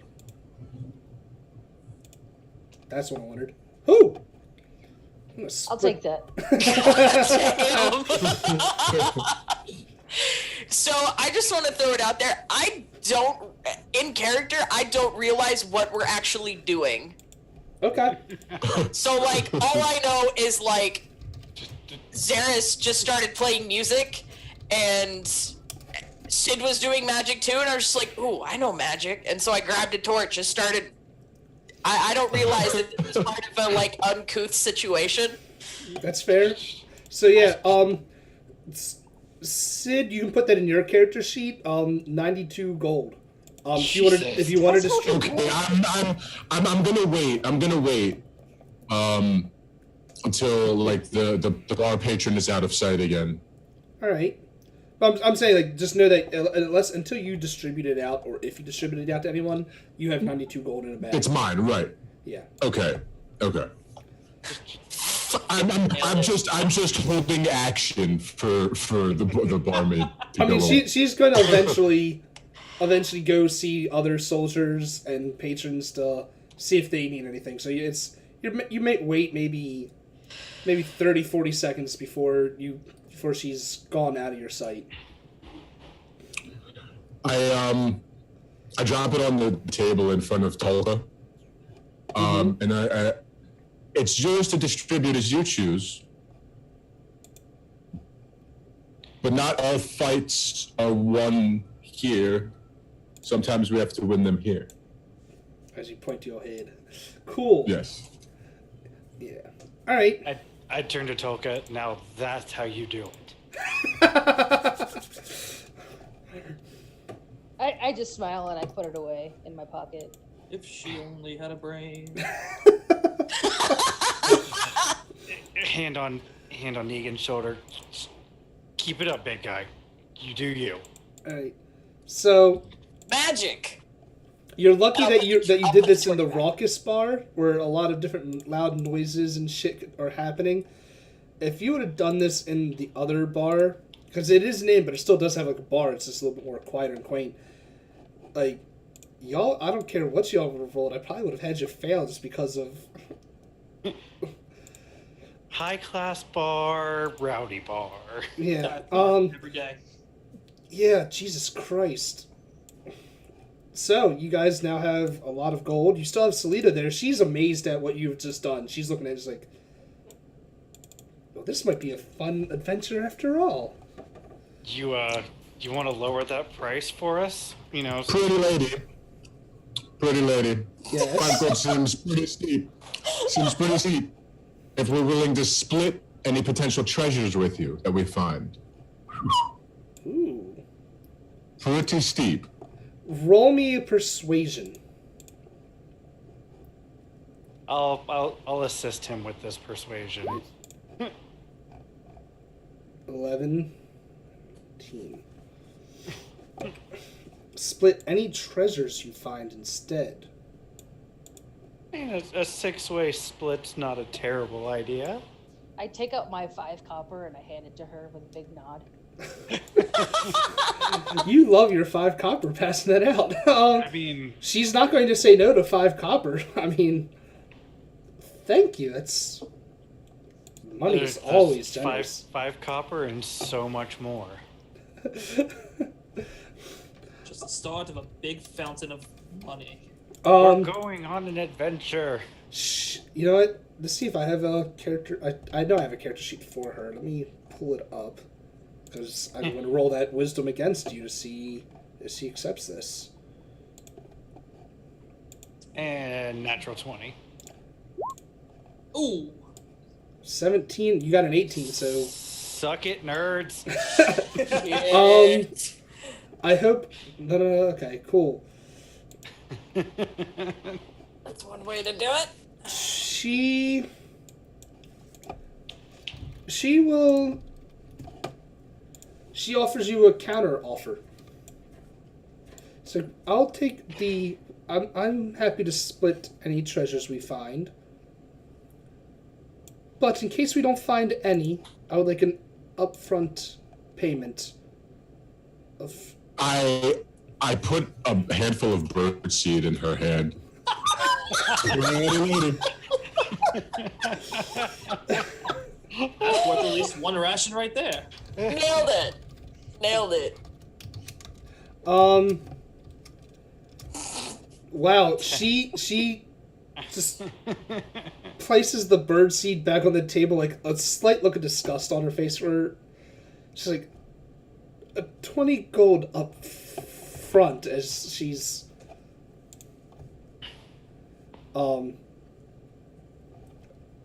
like wiping her hand off. Yeah, so she says to her, just 20 gold up front, and she'll, as her counter bid, she still wants that split of the treasure, but she wants a guaranteed payout. Negan How much is she offering? No, she just wants 20 up front, but then still doing the, we're gonna split whatever treasures. Split the treasure. Negan is gonna take the pouch off of his belt and put it on the table, and look around at everybody else. Yes, big She's guy. good. We'll split this. Cool. So everyone's going to split in a little bit of gold to pocket that 20. So there's 5 of you, so 4 gold each. It's not bad. That's fine. Yeah, I have no problem with this. I'll take out the 4 and put it in the table. 4 in the middle. Yep. I take out 20 gold and I put it in the middle.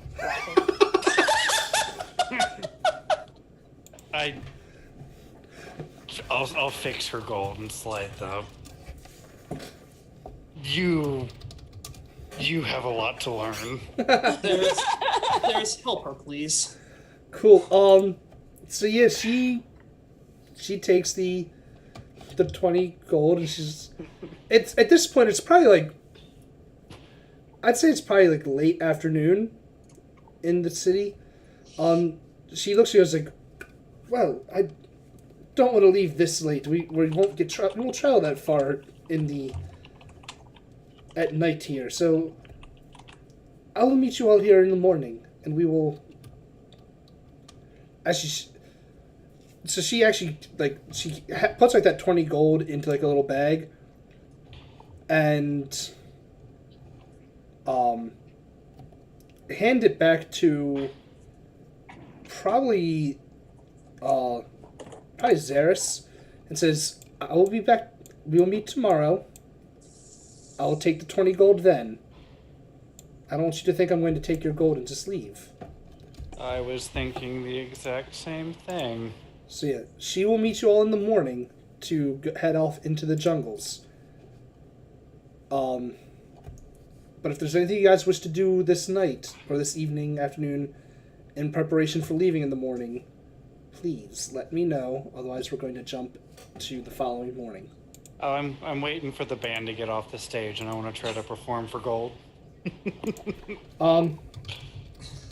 You can do so.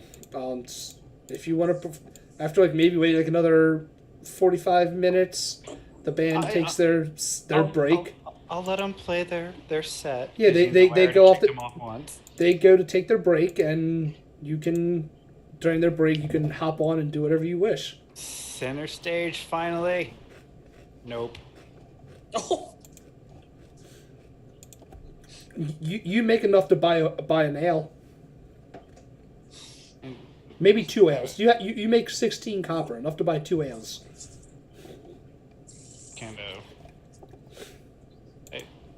I feel bad, so I'll leave the copper on the town or on the stage. I'll go ahead and I'll pick it up. There you go. Is anyone else doing anything else this evening? I need to step outside of the bar and find a place that sells more arrows. More arrows. Yes. You have. Oh, yeah, I should. I guess I should.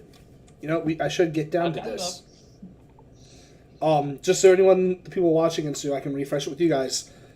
Everything that you can, since this module is mostly exploration, we will be keeping track of everything. Arrows or ammunition in general, and ammunition in general. You need to have rations for each day you guys are out in the jungle, or some way to have some sort of food supply. Survival. And then here's the kicker with this one, and because I didn't explain this one in the chat beforehand, you do need to find a way to have fresh water every day.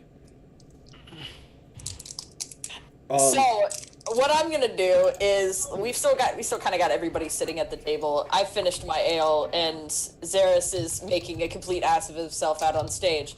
I drain my mug. Mm-hmm. I tap it twice on the table, and it fills with water. Wait, you have prepare water? Create and destroy water. Is You that can do that? that's a cantrip? Is that a cantrip? That's a level 1 spell, but still. Okay. So, I mean, I only have, like 2 spell slots at level 1, but I do have access to that. So, there you go. Negan, Cool. with techniques like that, do you know what the weather might be like? It's raining sideways! Thank you, Negan.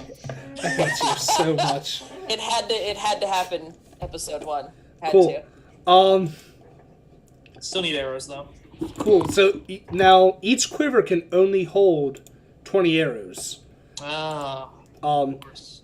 I think the most that would be reasonable for someone to have would be 2 quivers.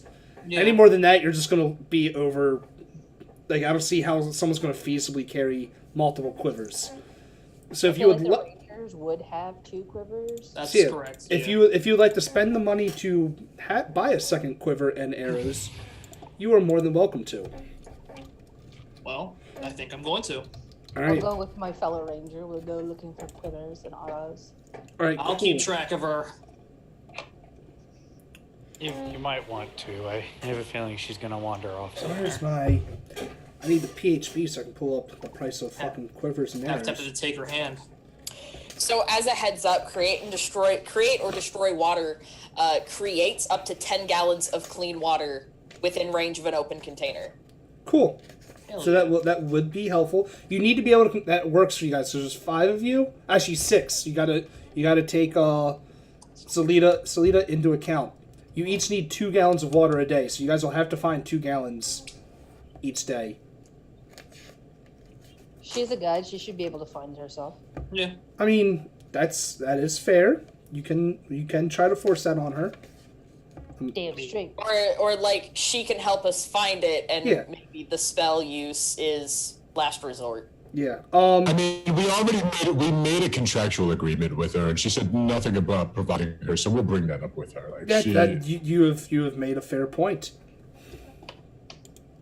So are we going to get our arrows? Yes. So you guys like search through the marketplace. You find eventually someone that's selling weapons and whatnot. But this is where I do the fun part of it. As you guys like walking through the bazaar, you see like all the people yelling. It's like, get your meats here, get your meats, get your fruits, blah blah blah.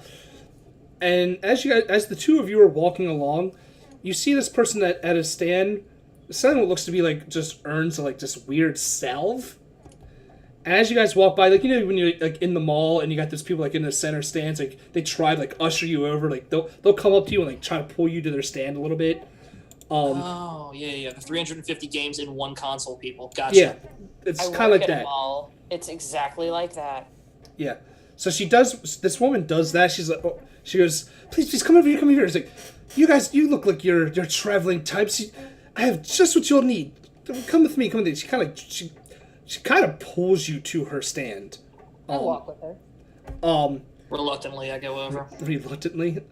Let me pull up my bazaar. There we go. So, cool. She's like, no, if you're going into the jungles, she opens up this giant door. She's like, you're going to want this. This is going to help you so much. And, like, you see it as she opens it up. It's like this, looks like grease almost. It's like, what do you know of the giant the bugs and insects that are here in the jungles? They're big and they're deadly, I'm assuming. You are correct, my friend.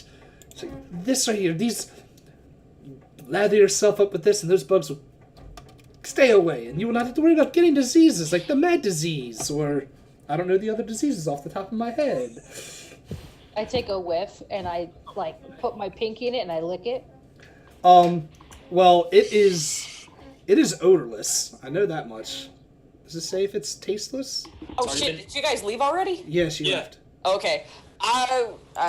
You may not allow me to do this. I wanted to go with him. Oh, did you?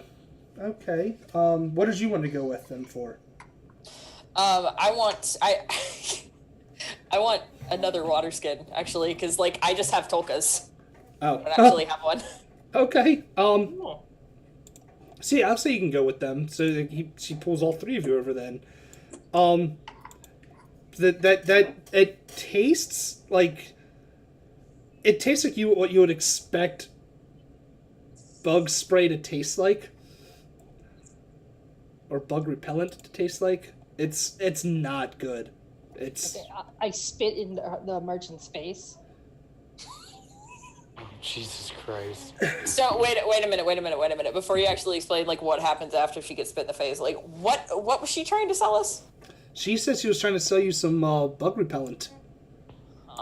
That she says you lather yourself up in this repellent, and the bugs will leave you alone.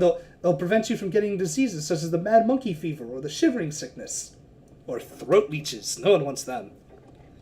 But you just And spit in now her she face. My spit on her face. I'd apologize for her, but you kind of had this coming. You pulled us to She you. closes the urn and shoves you both off. She's like, "I'll never make sales to you."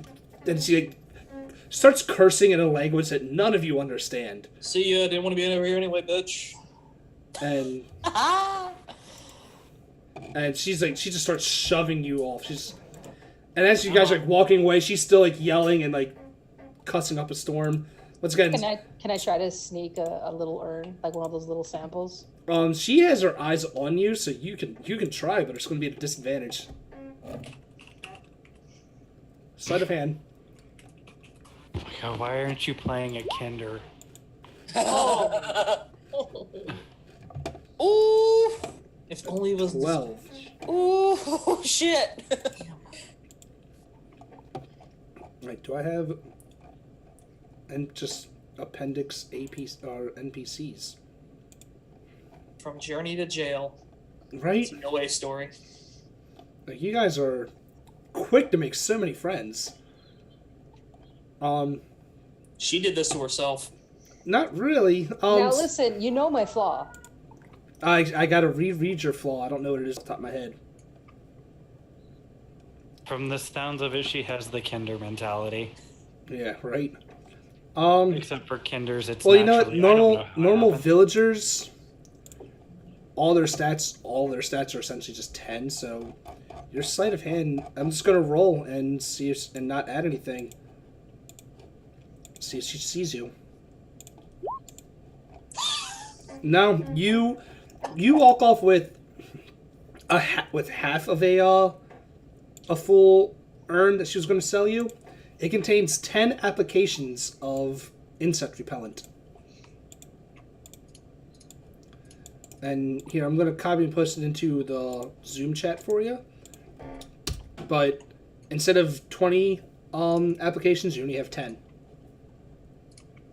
And just you have it. Come on, Tolka, we gotta find arrows. You guys do eventually find the people selling arrows and whatnot, or just weapons in general.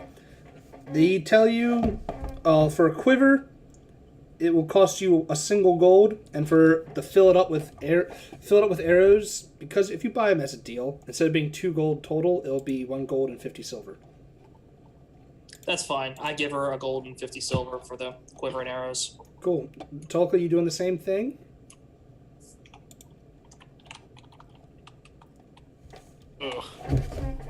is your flaw? I'm not stealing if I need it more than anyone else. Okay. Why are you playing a ranger again and not a thief?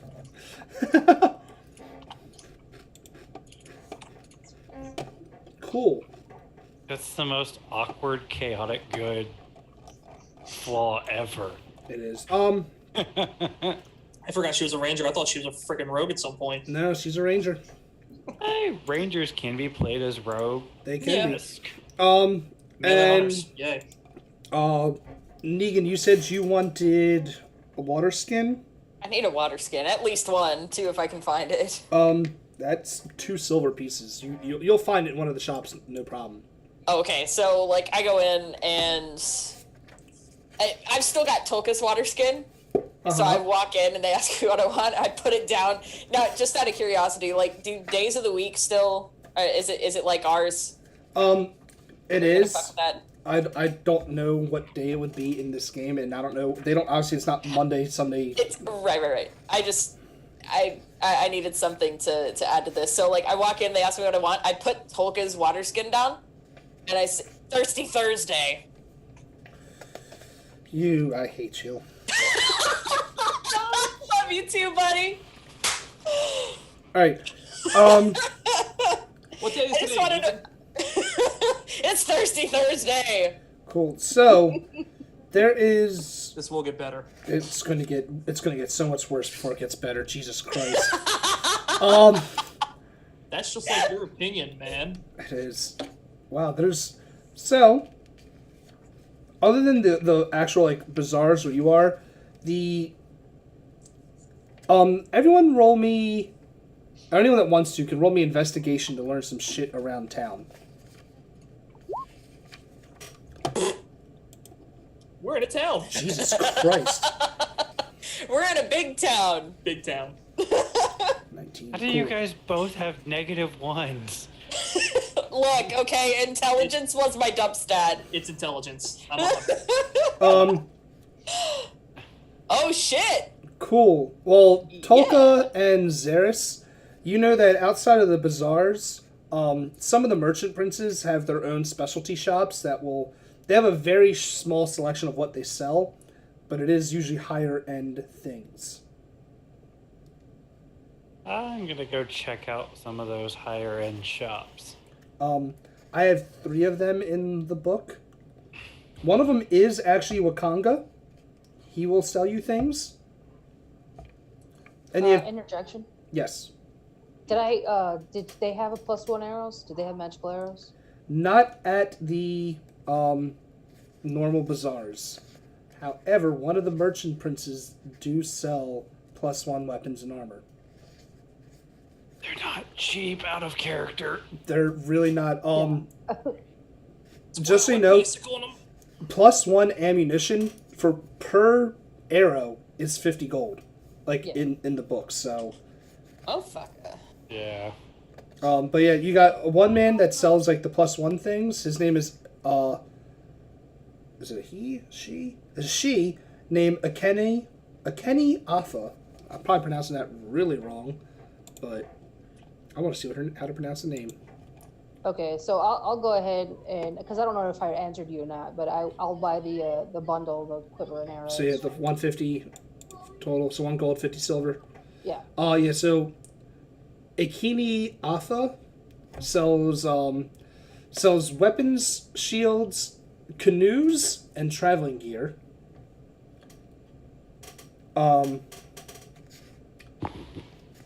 He's got Wakanga, he deals magic and lore. And then you have 2 others that one will probably not be useful to you at all. One is Ifan Talroa, who sells beasts such as flying monkeys and triceratops. But they're expensive. Oh, I always wanted to try Ceratops. Courtney, how's it feel to know that I got a war triceratops in Neverwinter? Fuck right off, O'Day. Go fuck yourself, son. Indeed. And the last one, her name is Jessamine. She sells poisons. Ooh. Oh. If Herbs, the- plants, poisons. and sanctioned assassination. Sanctioned assassination. Keyword there. Tolka, you would know this because of you being in town and having that little city, little perk. Here in Nianzaro, obviously, murder is illegal. You can't be just killing people. However, But if you know who to ask, if you know who to ask, cough cough, Jessamine, you can sanction a murder beforehand and awesome. go through with it. Like your own assassination. Yes, sure. Or like that damned shopkeep. Eh. I like that idea. Right? I'd like to go, if the day allows it, to oh shit. What would you like to do?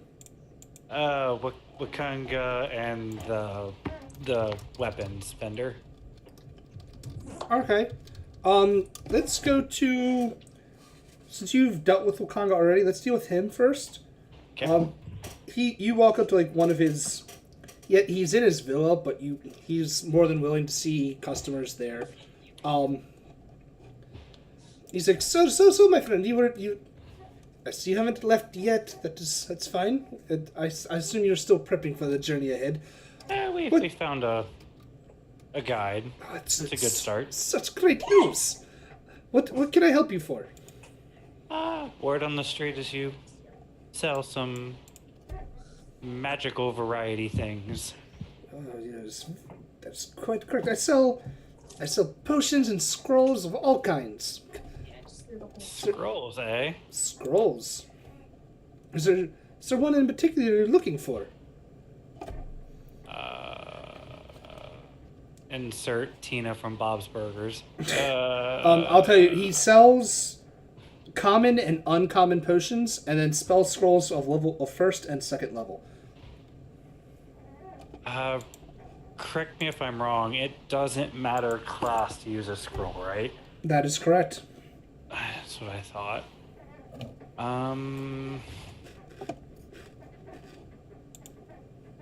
At this point, it would have just been finding out in general what he sold. I wasn't looking for anything in particular from him. Because you just said magic and lore-esque. Yeah, he also deals in... He will sell you information, but it's just, he will sell you information. Obviously, he doesn't know anything about the curse stuff, but if you want to ask any questions about... If you want to know something about someone in town, or about a known place, he's your guy. How much for information on Salida? Ooh. I like where this is going. She's the guide you hired. Yes, I know much about her. What do you... Tell me what about her you would like to know, and then we can come to a price. I would bare bones explain the deal we've struck with her, and pretty much ask, is she worth it? She worth it. All of our guides here in Nianzaro, they are vetted. We just don't let anyone be a guide. However, there have been some rumors about her that she's not she's not completely trustworthy, I should say.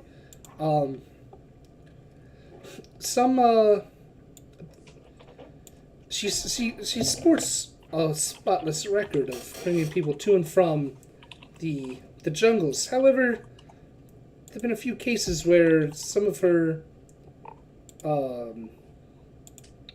traveling companions have gone missing. So just enough to keep an eye out. I hear you. because she is your guide, I'll give you that one for free. I appreciate it, my friend. She's now granted, these are just rumors. She still is in good standing with the merchant princes here. We don't know if there's anything. We don't know if there's any true basis to these rumors, but they are rumors out there. And rumors are always started in some sort of truth, yes? I know exactly what you're saying. It's how I ended up here to begin with. There you go. And Cool. I thank him for his time and wander off looking for the other vendor, which you get to. You said the one that sells like the weapons and armor? Yeah. Alright, like I said, well, he sells magical shields and weapons. Let me pull up everything. And like I said, yeah, it's magical items. You can try to barter with him if you'd like. Her. Like I said, she also sells, what does it say? Rain catchers, saddles, and canoes. Rain catchers. So you can have, clean water. Yeah. I will say, it rains almost every day in Chult. In the jungles, anyway. Is he with us? He went went on his own. Talked to somebody else. I'm wandering off on my own. Okay. Do I have a weather table on my charts? I don't remember. But yeah, but in the when you actually go into the jungles itself, you're lucky to see a sunny day. Gotcha. I know I have a weather chart somewhere. Apparently, I don't right now.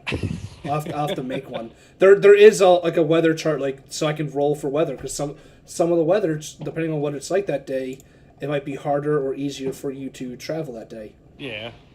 I go up and ask her. I don't remember if you said her name. Akine Afa. I'll nonchalantly slide up to her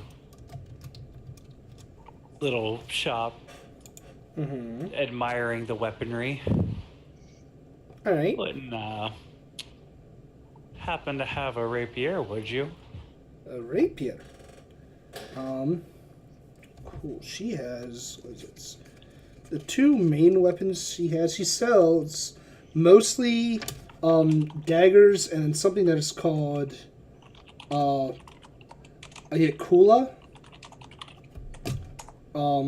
That sounds familiar. It says it's a simple melee weapon that is a traditional weapon in Chultan warriors.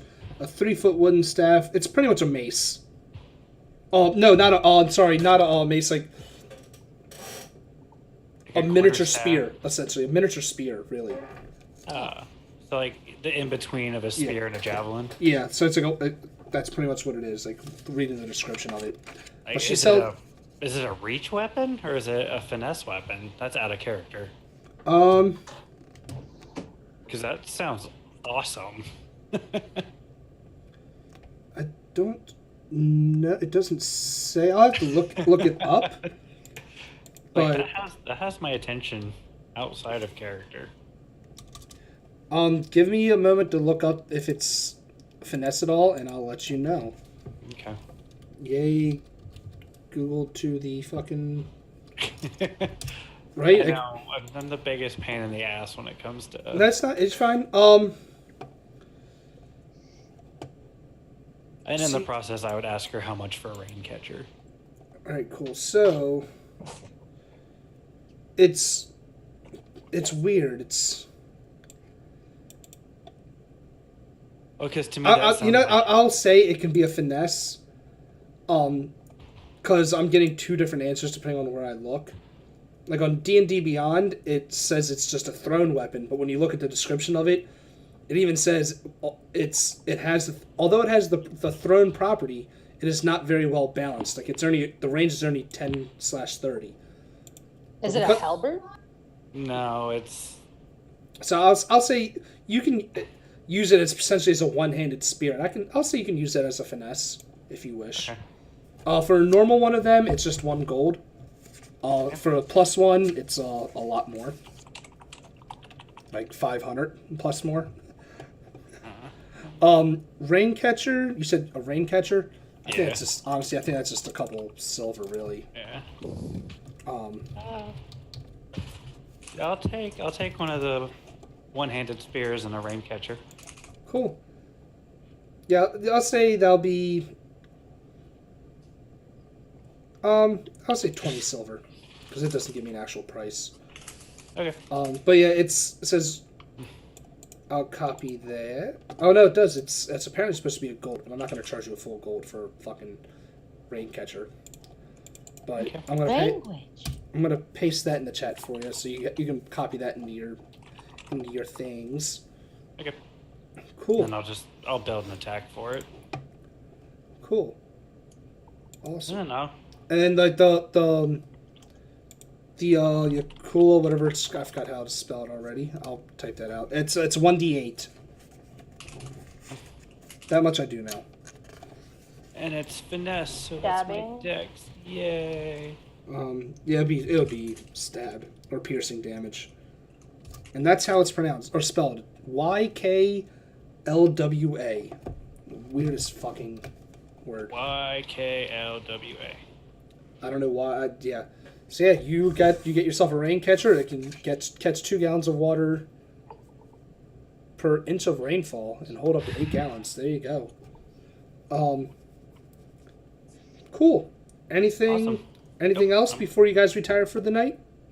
Is there a barn, a stables? Stables? What do you? Yeah, there are. What are you looking for? Or what are you looking for? I wanna buy a little pony or a mule. A mule. Okay. Something that traverses the forest pretty well. Well, here in Nianzaru, that's usually led to the dinosaurs that are in town. Oh, that's right. There are dinosaurs, aren't there? Yeah, but the dinosaurs are pretty expansive. Start stealing from everyone. Do it now. I am basically going to be looking for a pack animal of some sort that I can steal. I'm not trying to buy anything. You're gonna try to steal a pack mule, essentially. Like, basically. Oh, And if it's a dinosaur, then it'd be a dinosaur. Awesome. god damn you. Wow, as much as I prepared for things, did not see someone trying to steal a dinosaur.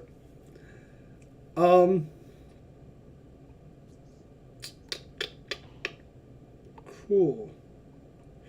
So we got Deinonychuses, Hadrosauruses, and Triceratopses for sale. I'm gonna let you know, if you try to steal one, it's going to be a pretty high DC.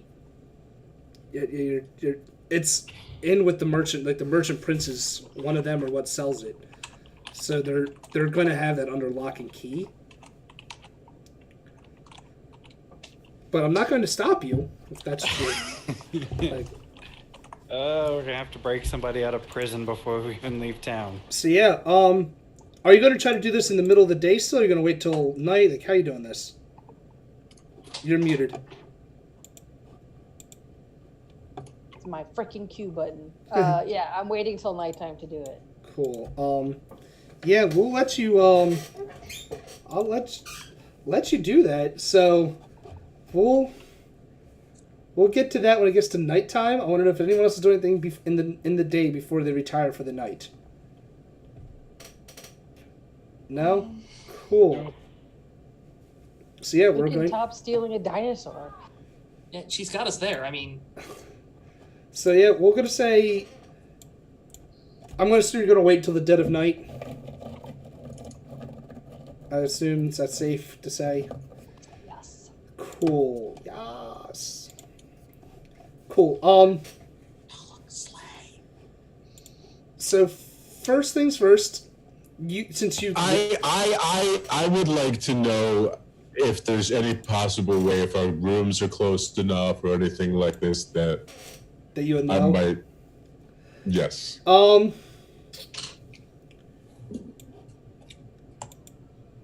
I mean, your rooms are probably close to each other. If you would Trying to think how I'm going to work this, because she's doing it in the middle of the night. If you're asleep, like, would you be asleep as well? What is actually what I'll get to first. Like, is there a reason why you would be up in the middle of the night? What time in the night are we talking about? Unless she tells you otherwise, I'd say probably around, like, I don't know, 12, 1 o'clock in the morning, just because that's when most people probably would be passing out. Yeah. Or any people that are in the streets would probably just be the drunkest and stumbling around. I would say like 12 or 1 would be pretty reasonable for my character to still be up. I think it'd be pushing it at 1. I'd say like 12 would be good. I'd say 1 is kind of like towards the other edge. Alright, then. So we're gonna do stealth versus perception here. She's gonna have to roll. She's gonna be rolling a bunch of stealth checks anyway. So go ahead, Tolka, okay. Roll me stealth, and Sid, roll me perception. Snoozing. I even thought about giving you advantage on just for the hell of it, but no, that wouldn't have helped you. I'm dreaming about Tolka taking the money that I gave her back and like spreading it to like children and like maybe making people happy with it and stuff like that. No fucking way. Cool. So yes, unless anyone else gives me a reason why they would be up, she makes it out of the inn without any of you noticing. I'm passed out. Cool. Gone. I may be passed out down at the table. So still passed out. Drinking. We carried you up. Don't worry. You're gonna carry a Goliath up? Good luck. God damn, I'm 8 feet tall, boy. I'm proficient in strength. I have no confidence whatsoever, but I'm proficient. Maybe. I don't know. So yeah, you make it out of the inn without any issue of your companions anyway. You start making your way down the city streets. Other than like the few drunk people that are making their way through town, like stumbling out of the bars to their homes, some of the late night dock workers that are, loading up for the next day. There's not much going on in this city right now, so you make your way there to the villas and stables with little issue at all. However, once you get to the villas or the stables, I am going to need another stealth check to see if you sneak into the stables with no problem. Do it. Okay. I am all in on this. I love it. Alright. So far so good. Just know one. I'm not going to spoil it yet. Cool. So I say you come up to like the stables. You see like the locked gates or whatever. You pretty much. I'll give you a choice. You can either try to pick the locks to the stables or climb on over. Depending on what you do, it's going to be a different roll. Okay, I'll try to pick the lock to the stables so I can open the door. Okay, so the picking the lock will be sleight of hand. Not thieves' tools? Oh, do you have thieves' tools? I do. Then use your thieves' tools. Damn it. My God. Yeah, you spend a couple of minutes trying to pick this lock, and it's just not happening. All right, then I just climb over the wall. All right, then that one I need in athletics. That'll do it. You find a couple like your footholds, and you slowly make yourself like right next to like the gate is like a stone wall, like for like the actual like outer lip walls. The gate itself, I would say, is probably about like it's gotta be wide enough to get the dinosaurs and any other beasts through. So I'll say it's probably about like 6 feet wide, and it's just like a metal gate, like barred gate, whatever, like you would normally see. And then the stone wall next to it. So I say you climb over like that stone wall. 13 you get over relatively easily, but now you're inside the stables. Okay. I would like to dress up as a stable boy, so that they think that I'm one of the peoples. Alright, let me look at your character sheet. Boy. You got a disguise kit too? Like, let me look at what do you, Jesus. Oh, because you have the urchin background. That's why. I'm like, Jesus. Load for bear on this one. 17. Cool. Wow. Yeah, I'm not even going to try to roll for that one, because no one sees you yet, so I'm not going to roll, like, any sort of perception on them. Yeah, you make your way through the stables. You think you're relatively disguised pretty well. And it doesn't take long to find all the animals. They're all, like, as if it was, like, a just normal stable. You got all the animals, like, lined up next to each other in, like, these open area barns. You see, I see you say 3 Triceratops, probably about half a dozen Dionysus, and then you see 1 baby Allosaurus. Okay, which one can I use the best for a pack animal? Probably a Triceratops, huh? So I will. The Triceratops try to is pretty much the pack animal of Chult. Okay, I will try to get a Triceratops, and I'm looking for one that is mild mannered and not extensively large. Cool. Well, with the 3 of them there, I'd say I'm Like I want you to maybe roll a me younger one. one. I want you to roll me 8 insight on the animals just to see if you can find which one looks the most like tempered, or like least tempered. 12. You find one that looks like it would be the easiest for you to handle. You're not 100% sure, but it's like they're all like you walking around. No matter how quiet you are, they're dinosaurs. They're gonna notice you a lot easier just from senses. Like they're stirring awake a little bit, but you see one that's looks like it's paying you no fucking mind. Like it's like, yeah, you're there, whatever. And the other 2 are like kind of like eyeing you up some. Like Okay. you're a new scent type eyeing you up. But so you think you find one that looks like it'll be easier to manage.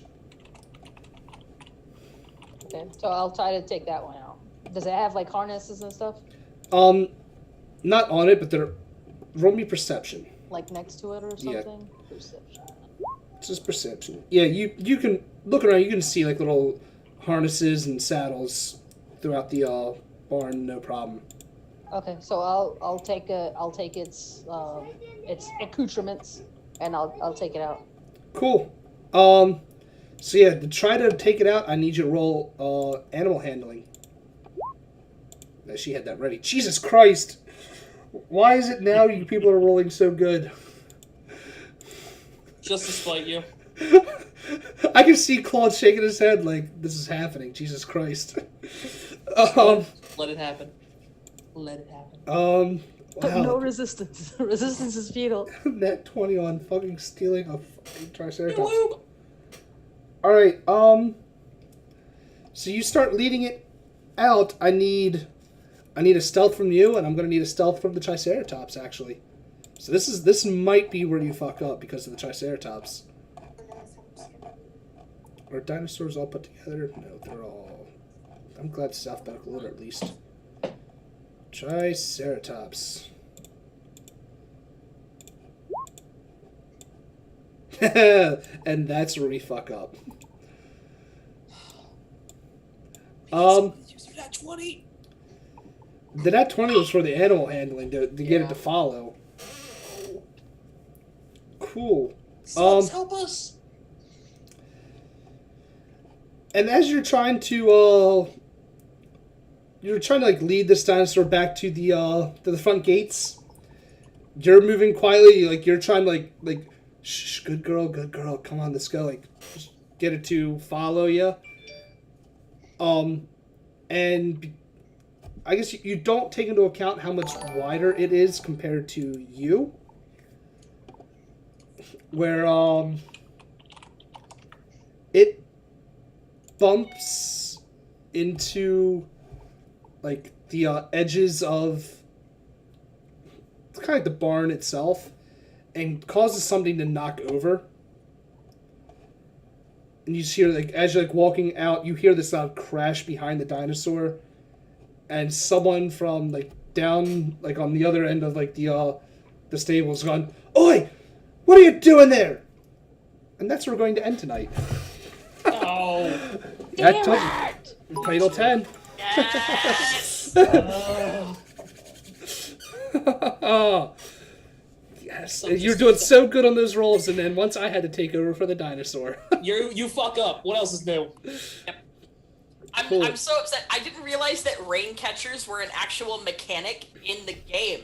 That's Yep. awesome. And so, like, That- he that- found one, and the way he described it, I was like, that would be so useful. I would want to go and get something like that. The- But I didn't want to go and, like, copy him. So But, yeah, like, the rain my catcher. thought is I go and get one, and instead of just asking for one like a normal ass person, I like point at one and go, like, "It's go rain." I hate you That's so how that much. would have gone down, I am doing my damnedest to be your Tom Tucker, but oh man, and sometimes it it is is much hard. appreciated. It is so hard. But yeah, I mean, sometimes. that rain catcher holds up to 8 gallons, so That's awesome. so I'll have to get Gallons? that. Yeah, 8 Oh, gallons. yeah. So I'll have to find that chart to make the actual like weather chances, and depending on if it's how much it's raining will dictate how much that fills up. So yeah, that was tonight's first episode of Tomb of Annihilation, or apparently this show is going to be called Tomb of Stealing, or Annihilation of Stealing of Annihilation, something like that. Tomb of Thieves can't. Come There on, you call go. it what it is. So The Hunter Rogue. The Cool. fact that we made it through here without a fight in the first session. Yeah, still, what the We fuck? tried. you've all tried, and Hey, I was. sorry. If That it would have bitch had it happened, coming. I would have let it happen, but it That- just. That bitch had it coming, man. She was just trying to just make a sale, man. I got it anyway, so it's okay. You did. It's true. It's true. All right, so let me do these outros. I'm hoping, since even though I unmade Nightbot a mod, I should hopefully still have my commands because I made some of them today, not all of them. First up, Courtney. Let's do this one of outro. I'm doing Courtney first because she knows how this runs. Once again, where can people find you? If you, yeah, we'll say you can re-explain who you were playing as, and what did you think of tonight? All right, so I am Courtney Lias. You can find me here on Twitch. I stream on Mondays, and then I'm on a whole bunch of other streams during the week playing more D&D because, god damn it, I have a problem. I played Egan Stormrider, Ilana Core, what am I? The Goliath Tempest Cleric. The Goliath Tempest Cleric. There you go. Also known as Ollie Williams. Hey, I do have the commands are still there. It's running sideways. Thirsty Thursday, and wow, guys, I gotta be honest. I have no idea how long Negan is gonna last because this is absolutely a gag character, but I'm trying to play it in as serious of a campaign as I can get it. So, I mean, I'm going all in as normal, and I'm gonna try to make this last for as long as I can. But honestly, I don't know how long this is gonna go. All right.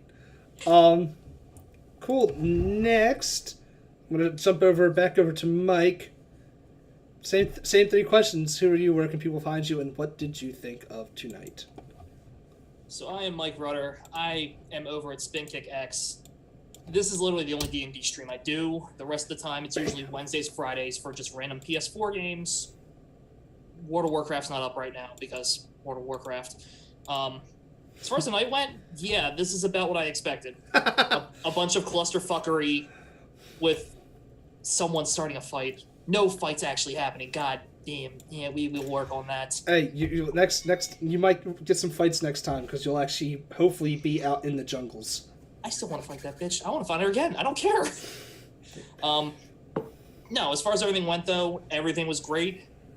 Everything was fun. Yeah, and we'll see where it goes next week. You didn't have to actually make that many rolls for your first time. Usually, the first timers are usually the ones that roll all 20s or all 1s, and you didn't get to roll that much, so. Considering the day at work I had, it would have been a shitty night, and I guarantee you that. Yeah. All right. And as you see, I put both Courtney and Mike's little Twitches in there. Let's go to the last person that I actually have a command for their Twitch for still. Nate, Mr. No Camera. Who did you play? Or yeah, who are you? Where can people find you? And what did you think of tonight? Same 3 questions. I'm Xeris, the Tiefling Bard. You can find me at Sleepy Wolf 13. It's the only D&D session stream that I do continuously. Most of the time it's Fortnite, Overwatch, a little bit of League of Legends, bit stuff here and there, and I fucking love this. The first time I've ever gotten to play a bard, and it's going exactly the way I thought it was going to go. Awesome. I'm glad that you are enjoying it. Let's move over to our Kenku wizard over there, Claude. I don't have a command for you anymore, or up right now, because I don't know if you still stream at all, but who are you? Same questions. If you want people to find you, where can they find you? What did you think of tonight?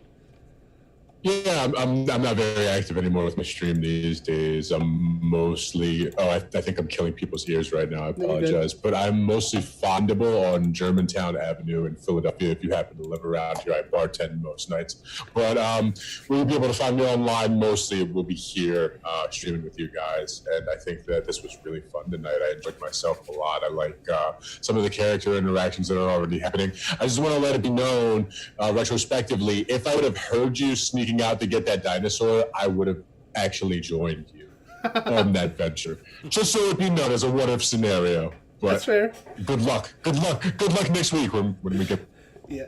Yeah. This is the first time I played D&D with Claude since our last run-in, and it's nice to know that our characters aren't hating each other right now, and it's because I'm the DM and you're supposed to hate me all the time. Last but not least, Adriana, I posed those same questions to you. What did you think of I'm tonight? Adriana King. I have a Twitch. It's Catcher747, but I don't actually use it. That's fair. And that's my son. And I played Tolka, who is apparently a Ranger Rogue. So we shall see. Cool. I loved it. I had an amazing time. I'm glad that, especially the 2 people that have never played with me ever or know me, Adriana and Nate. I'm glad you guys enjoyed it. Courtney plays with me 3 nights a week, so she knows how we roll. And Claude has played with me before as well. Like not as me as a DM, but we've known each other a little bit, so it's good to know that the people that I've never met before are enjoying this. I'm glad I lived up to that. Obviously, guys, I am O'Day. I run this shit. I'm the owner, runner, proprietor, etc. of Caution May Contain Nerds. You can find me here, assuming this bartending job I just got doesn't screw us up. You'll see me here pretty much every Sunday, Monday, Tuesday, and Wednesday playing D&D. And Thursday with Unmade Game and playing D&D. Like, I might have a problem. But if you ever want to join us on our chat, I just finally made a Discord page. I'm posting that into the chat. You can join our Discord server, and right now I think there's only 10 people in there because I just made it today. So come and join us, join in the conversation, chat with us, bullshitters. But yeah, we will see you guys. You'll see me. You won't see me till Thursday because I'm in training. So sorry, I will not be back online for a couple more days. Other than that, I hope you guys enjoyed yourselves, and bye.